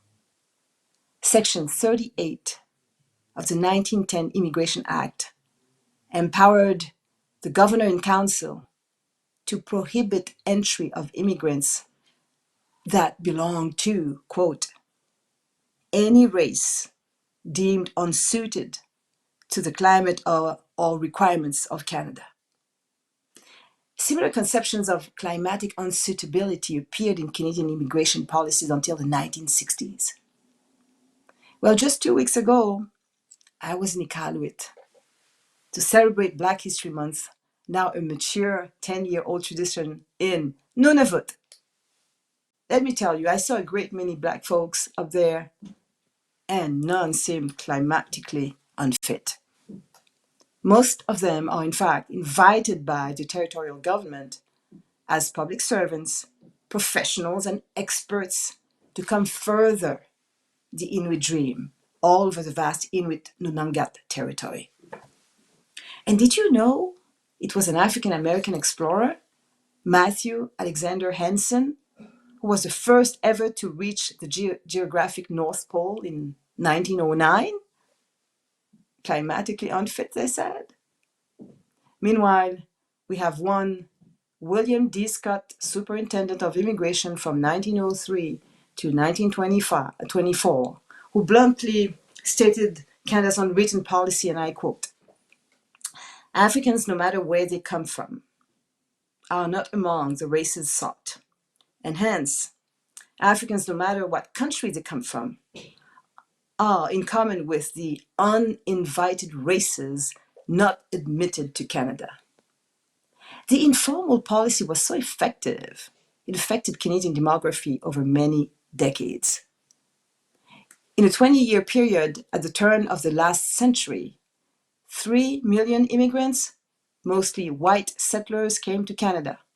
In that same period, Black American and Caribbean migrants made up approximately 5,000 arrivals only. Durant toutes ces années, seulement 5 000 Noirs admis entre 3 millions issus de l'Europe.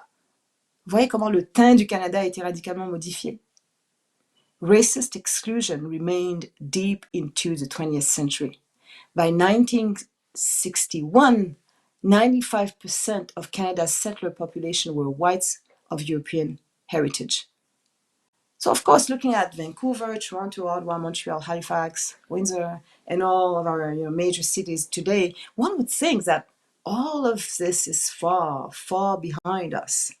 Yet various forms of racial discrimination remain firmly entrenched in our institutions, our businesses, our legal system, and our mindsets. When we see Black entrepreneurs being denied loans and opportunities, when we see Black workers systematically denied positions and promotions, the same idea is at work. These are an unfit people.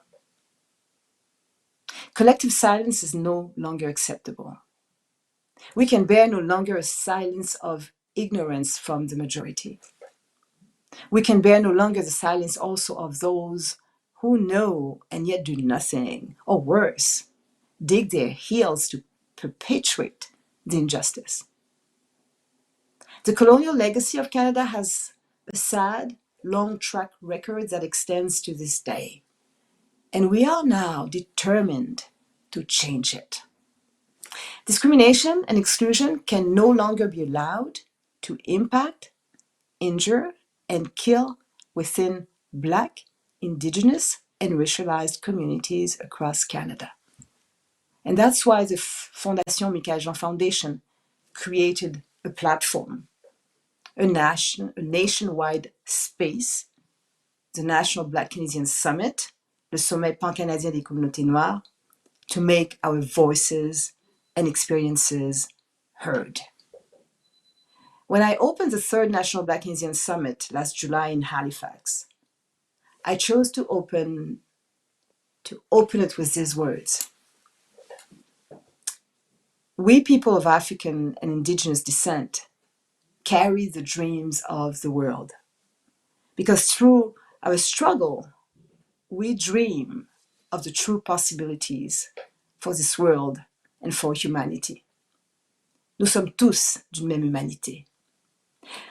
On this occasion, some 1,200 delegates representing Black communities from across Canada, including hundreds of Black youth, along with lawmakers and decision makers from the public sector, governments, institutions, and hundreds more participating online, all worked to have the realities faced by Black communities enshrined in the Halifax Declaration for the Eradication of Systemic Racial Discrimination in Canada. The mobilization was clearly based on recognition, justice, development, principles that also underlie the International Decade for People of African Descent, 2015 to 2024, as well as our own actions and the vast mobilization we support against exclusion. The initial Halifax Declaration is now being circulated for further development. The declaration will be released in the next 3 months, and we want it to be and to become a reference for Canada and the world. We will be at the UN headquarters in New York in June to table it at the Permanent Forum on People of African Descent, which will further the discussions and actions of the decade. In short, we created not a moment, but a movement. Black communities, including Indigenous communities, women, other marginalized communities, demand recognition, justice, fairness, equality. Black communities, like all the others, say that the development of this country must fully account for our involvement, our existence, our past contributions, and all of our current achievements. We Blacks and others united are engaged in the same struggle against systems of discrimination and exclusion. Black History Month is about that long, long march towards emancipation, a journey out of hell, out of a terrible misery and dark fate, to escape what was done to us, whose painful consequences are still visible and affecting us today. Canada is us also.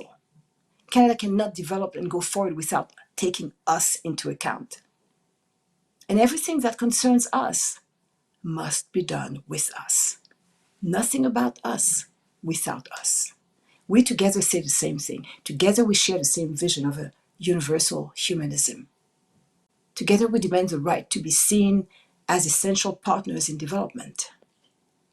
It is essential that all of us unite, Black, First Nations, Inuit and Métis people, white, Asian, humans of all stripes, around our children, our future, the sacredness of life. The mere fact that we are standing in this moment, a free people, took a miracle of inner strength and collective willpower. Now, aren't we here to make sure that our children and our children's children don't face the indignity, abuse, and brutality that still exists today? Isn't that the radical program of change we are here to implement, dear friends? Together we can overcome hate, contempt, division, racism, Islamophobia, sexism, ageism even, all forms of exclusion and discrimination that stand in the way of collective freedom, collective happiness, collective prosperity. Our youth, their courage, their creativity, their energy, their desires and aspirations must be at the center of everything we do. Such is also the vision that the Fondation Michaël Jean Foundation promotes through all of its actions and initiatives to break down solitudes, and there are many solitudes, to create connections, to build bridges and create synergies on a human scale to help prevent also the devastating impacts of exclusion that afflict millions of young people from the most systematically and historically marginalized communities in Canada. We have our work cut out for us. For instance, we aim to help BEBC's Black Youth Business Program bloom and flourish in another strong point of connection with the work BEBC does and the work we do at the Fondation Michaël Jean Foundation. We are determined to join our efforts because together we are stronger. So while closing this Black Business Summit, this powerful event, right this moment, let us ignite a movement inspired by where we come from, looking for the future and where we want to be. Let us reach now for the greatest ideals, the highest summits we, the human race, our only race, are capable of reaching. So with heartfelt gratitude, I now leave you only to see you again on the luminous path of collective emancipation. And I mean soon. De tout cœur, je vous en remercie. Au revoir et grand merci à vous toutes et à vous tous. Amazing, amazing, amazing. Thank you. Thank you so much, Madame Jean, for such it was amazing. You know, what really stood out for me was when you talked about nothing about us without us. You know, you talked about the path forward is to trace back our steps, right? We have to be real and be honest about slavery, immigration in this country, and pulling strength from that shared history. So I want to acknowledge that. Thank you, thank you, thank you. How are you feeling today? How are you doing? How are things? Oh, I'm happy every time I can share, the thoughts, and I can gather that energy, and I can see us also at work with so much courage, so much determination. I can't describe, how gratifying this is. I don't know how you're feeling, Candace, but that's the way I feel. And as I was, following the work of the summit, I was thinking, my God, we come a long way. We still have, we still have a long way to go. But my God, we're at work, and there's no going back. No, we stand on each other's shoulders, in unity. And so this work, I am feeling amazing, knowing that we are all united for a common goal, right? So it's amazing. So I wanted to ask you some questions, and we do have some questions from our audience, so we'll see how many we can get through today. So let's first start with this first question, Madame Jean. So since the UN's proclamation of people of African descent from 2015 to 2024, what do you think Black businesses can do to position themselves as leaders in several business sectors? I think that this whole mobilization also that BBC is doing is the right way to go. I mean, the more we come together, the more we address the needs, and the issues that Black entrepreneurs, Black women entrepreneurs are facing, and we come, with also our solutions, and together we try to reinforce, capacities and competences, and I think definitely it will pay. I believe it will pay. And what the International Decade for People of African Descent has provided us Of course, these three pillars, recognition, that's what we've talked about. That's what I tried, to raise in my address. And for a matter of justice, of course, that's the purpose. That's what really inspire us, and that's the driving force. Because without that, there's no development. There's no shared development. There's no sustainable development. And as I was saying, the more we have this like horrible system that excludes people, that excludes us as driving forces, as people coming with ideas, with energies, with perspectives, the more we'll see a deficit for society as a whole. So it doesn't make sense. So we have to continue, with saying that. We have to continue to say, without us, you are losing. Without us and what we bring and our ideas and our initiatives, economic initiatives, there is a huge deficit for this country, for its development, for its growth.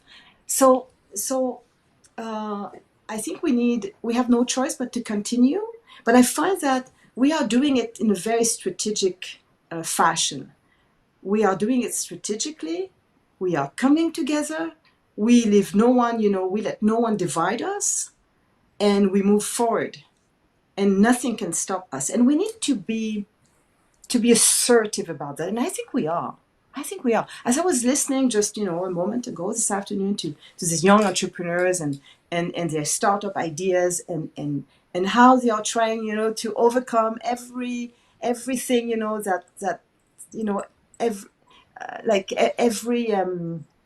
situations that could, stop them. It's remarkable how they do that. It's like nothing can stop them. And I think, we need to be there with them. We need to support them, and we're doing that. That's what BBC is about, and I commend that. It's amazing. Yes, we definitely empower everyone that we meet and come in contact with to have that boldness and that tenacity to go after their dreams. And I felt that from everyone that pitched today. There was a passion and a spark within all of them that really illuminated. It was so beautiful. It was, so thank you for wasn't it? acknowledging Great that. ideas. It was Yes, wonderful. They come with great it really ideas, with was. the energy. They are assertive. They know why. They know where the market is. They know, it's so. Why not, invest in this human capital? That's the thing, Exactly. And when we think about creating more inclusive spaces and inclusive opportunities, from your perspective, has the government delivered on its promise to support Black businesses? Well, we'll see. I think they have created some programs. What I'm hearing is that these programs are still difficult to access. I don't know what you're hearing on your side, but of course, how can you create a policy or a program if you are disconnected from the communities, if you don't have the data? And we have them. That's a great effort also that we've made. Collecting data and coming with facts and having the reality, a good comprehension of what the issues are and coming with solutions also. So I hope that, there be, a better connection. This is something that I say all the time. And with the ombudsman also, it's something that I raised. And they were saying that the data are missing. And I'm saying, well, we have them. So connect. So that's why so many of them came to the National Black Keynesian Summit. That is so powerful. Yes, it's that data that's going to allow us to create those policies. They need that in order to really create that change that we speak of, right? So it's very, very important. I have another quick question for you. You know, we have Yeah, the go ahead. expertise. They have to understand that. The expertise is there in the Black communities. You know, the expertise of BBC is real. In other organizations, we have the expertise, we have the knowledge, we have the data, you know, so all it takes is to open the way for us actually to share that, you know, adequately. And it goes back to what you know we were saying, nothing about us without us, because we have the expertise. We do. And see, platforms like this, like the summit, this is why BBC is here, right? To connect our nation and to allow people to see that there are opportunities. You know, oftentimes a lot of the research we've done, we just don't know the awareness. We need to get this out there to the people. So Yeah. it is such an honor to be here and conversate with you about this. I'm going to mix a few questions up. We're going to do this a little differently. I want to also get the people involved as well. So we have a question for you. It says, my name is Charles Shima, and he is a founder of an organization. He wants to know from you, how does one overcome the rejections and still continue, still push through? And I'm curious to get your thoughts on that for him.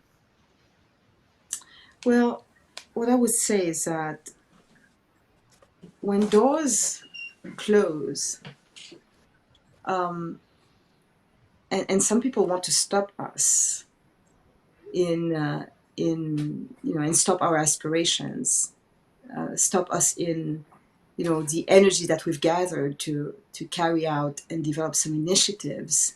We have to understand that it should not break us. It hurts, but at the same time, it should not stop us, because the problem is not us. The problem is actually that system that is trying, you know, to actually install, you know, barriers, and block us, you know, in our desire, I mean, to succeed, and our capacity to succeed. So really, it's a constant, you know, mindset of saying, no, let me read the situation right now. Actually, as I read it right, I am not the problem. I'm coming with energies. I'm coming with, you know, something to share. I'm coming with something to contribute to society. And it's valid. I mean, it's real. So when there is this, you know, this situation where I just hit a wall, the problem is who actually builds that wall and for what reason. And also, I think it's really important not to be isolated. It's important to engage with others. That's why, you know, I like, you know, these incubators, accelerators, co-working spaces. I believe in them, because I think the worst thing that can happen to an entrepreneur, a young entrepreneur, is to be isolated. I think learning from each other, you know, and developing tools and reinforces, you know, our capacities to succeed and to overcome, you know, the limits. I do that every day. Yes, I could imagine. You know, when I think about this, there's obviously lots of barriers, lots of challenges that Black entrepreneurs face. But from your opinion, how can we break the bureaucratic barrier, which is impeding some Black business owners from accessing, for example, startup funding to really get their business ventures going? Mm-hmm. I think there again, it takes a collective. It takes a collective, you know, force to actually, you know, break these barriers, and so that, and also we have to develop, you know, our capacities actually to make the case, to pitch, and like BBC is doing, you know, and to get, you know, the certification for procurement. I think it's acting, you know, taking actions collectively can definitely help. And there again, you know, if you are isolated and you're alone in the process, and you end up, failing. It's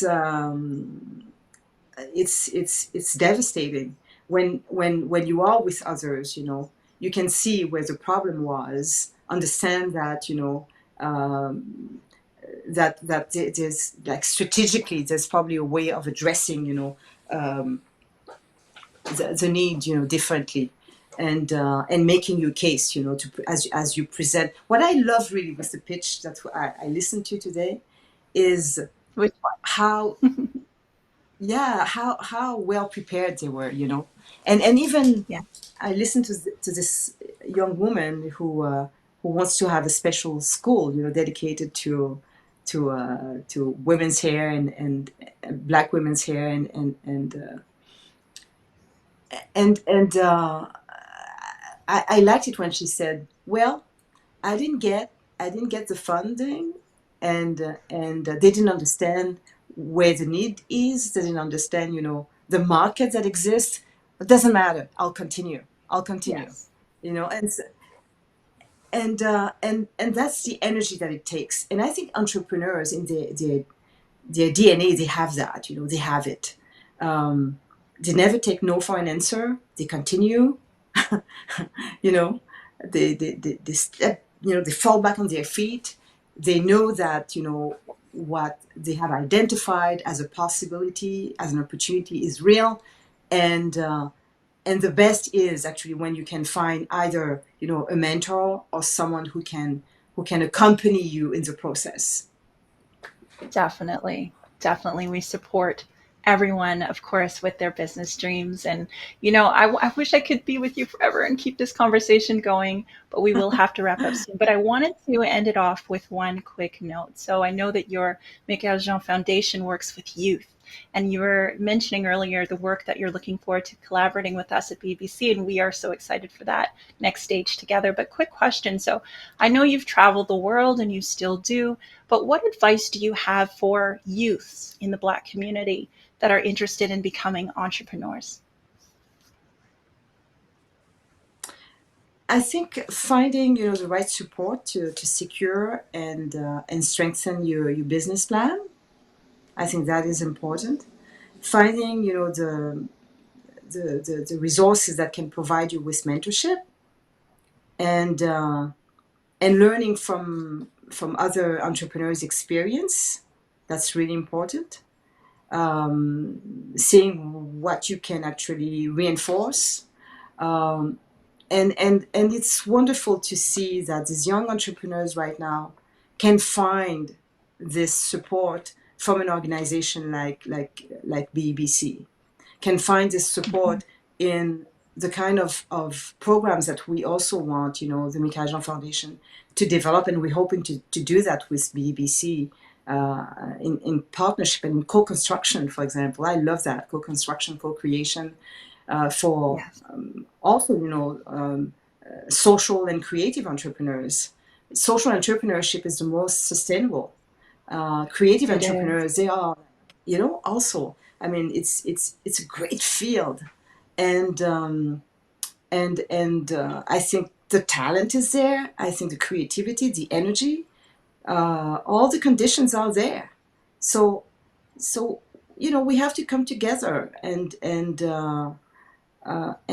count on our also capacities and our will to actually,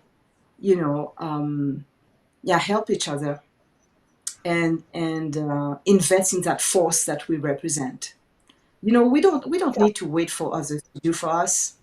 I think I like what's happening right now, the mobilization, how we are, like, determined to come together and to say, hey, we believe in ourselves. We believe in what we can contribute to, and what we have to offer. That offer is real, it's strong. So, let's engage. Definitely. and yeah, we're The stronger Black when we're community, together. we are so stronger together. We are brilliant. Yeah. There's so many founders with so many amazing ideas, and so being a part of this work is so meaningful to my life and to everyone that's a part of the BBC. And so And we are it's just so creative. beautiful. We are so Yes. creative, you know. To overcome all we had to overcome, we had to be creative. We made, sure, you yeah. know, we developed this capacity of making adversity and even an opportunity. But once we realize our capacity of doing that and how we managed to gather our strengths, you know, inner strengths to do that, it's in our hands. We know how precious it is. So you know, let's join our forces. Let's join our strengths, you know, with assertiveness. Yes, I love that. And so if you could leave just a few last words for everyone that's watching, whether they're live or on the replay of encouragement, what would that be? Yeah, don't do it just for yourself. Know that you're doing it for something bigger than yourself, because you know, think collectively. As you know, you come forward with your dream, your aspirations, and your capacities. And I think, you know, thinking strategically and collectively is the best way to move forward. It gives me Most hope. That's what hope is. Yes, we love that. Thank you so much for sharing that. We still have a bunch of questions. I will hold on to those, and I'm sure we'll have more discussions to come as we co-create and collaborate together. Just wanted to take a Yes. quick moment to thank you, Madame Jean, for an incredible conversation, reminding us of the importance of inclusion, voices joining on one another, and the power of that. You said that Black history is human history, and we need to honor that. And I am so glad that we were able to have you here today to be our closing keynote on at such a special moment in history for us. And we are so glad for everything that you've contributed today for us. And we just want to acknowledge you. We want to honor you, appreciate you for all of the work that you've done and that you'll continue to do for our communities. All right. So have a good rest of your day, and we will see you soon. Take care. Thank you. See you soon. Take care. Take care. So if you're like me, you did not want Madame Jean to stop talking. I was enjoying her conversation. It was so great hearing everything that she had to share, And I'm just so excited that she was here with us. So thank you so much, Madame Jean. And drum roll, please. Guys, our contestants, thank you so much for all the hard work that you've done. Thank you so much for joining us, for being so courageous, for sharing your knowledge and your skills with the world. It's an honor to have all of you here today. And without further ado, I would like to announce the Black Pitch winner is Michelle Khan of Althea Therapy. Let's celebrate them all loudly and proudly. Althea! Thank you so much. Congratulations. The judges struggled so hard to come to this decision. We had to get to them at the end to go, hey, we need to keep this moving. So well done. You're the winner of $25,000. How does it feel? Honestly, I'm so grateful for the opportunity, and also so grateful to have done this competition with the other pitchers. Honestly, you all are in my heart. You're all doing such amazing work. And I cannot wait to have an opportunity to contribute to that work and to be a part of it. Thank you so much for this opportunity. I'm so grateful to the judges and to the BEBC. I can't wait to see how much greater you're going. Like, you're so great right now. You've done an amazing thing. And now we as BEBC and everyone watching and everyone who's going to watch in the tapes later, we get to be part of your journey to your success. And that's just such an honor, Michelin. So thank you so much. And congratulations one more time. And wow, guys, congratulations, Michelin. Thank you so much. Thank you What so an much. amazing 2 days of the summit. I am so honored that we had this, that we've done all of this, all of us as a team. And so right now, it's just we've had so much learning, wisdom, transferable knowledge from all our speakers, workshop hosts. Thank you so much for being part of the second annual BEBC Summit. We'll come back again next year. even stronger and even bigger with more participants and more winners. This year, we're only able to get one winner, but really, honestly, for me, all 5 were winners, and we're going to make sure that all 4 get the support and the funding that they actually need. So to all the participants, thank you so much for being here, for taking part. We want you to all to win, and this is why we do the summit, to be able to connect you with leaders and people that can help you be even more impactful than you are. So I will send this over to the wonderful Candice and Jordan for the closing remarks, and then they will lead us into the gaming and the networking session. Thank you so much, guys. Bye. Thank you, Jackie. Wow. Jordan, can you believe that? Can you believe we're at the end of day 2? Absolutely I'm so sad. I wish I could keep talking to incredible. Jean. It's just a beautiful thing to see a young Black entrepreneur have their dreams come true after working so hard, toiling, and have their hard work recognized and to be funded. It's a dream come true, and it really is touching to see that. So congratulations again to her. Congratulations. And let's thank our sponsors again who made this magical moment possible, right? It's just not possible without people like TD, BDC, CVent, Van City, Volition, RBC, Public Services, and Procurement Canada, NBC, and Kasandi. Like, all of these amazing people came together to help make this magical moment. So let's just thank them, and looking forward to continuing the amazing giving back, as these events continue to grow and happen more often. So Candice, I'm gonna hand it back over to you, and let's take it home. I love gratitude. Gratitude makes me happy. Gratitude, I believe, is what makes the world go round. So it's wonderful that we are honoring our sponsors. And again, thank you to Michaëlle Jean and everyone. So a couple quick things. We know that the summit is over. I am sad, but I know that this is how it goes. But the good news is that it does not end here. So the BEBC team, we will be here to support you along the way of your business and your entrepreneurial journey, from business advising to coaching to partaking in our various events, programs, services. We are here for you. So definitely stay locked in with us. We're not going anywhere. So make sure, if you are on socials, to tag us at BEBC Society and share your highlights from today, your highlights from yesterday, anything over these past 2 days. We love to see what those ahas and breakthroughs were for you.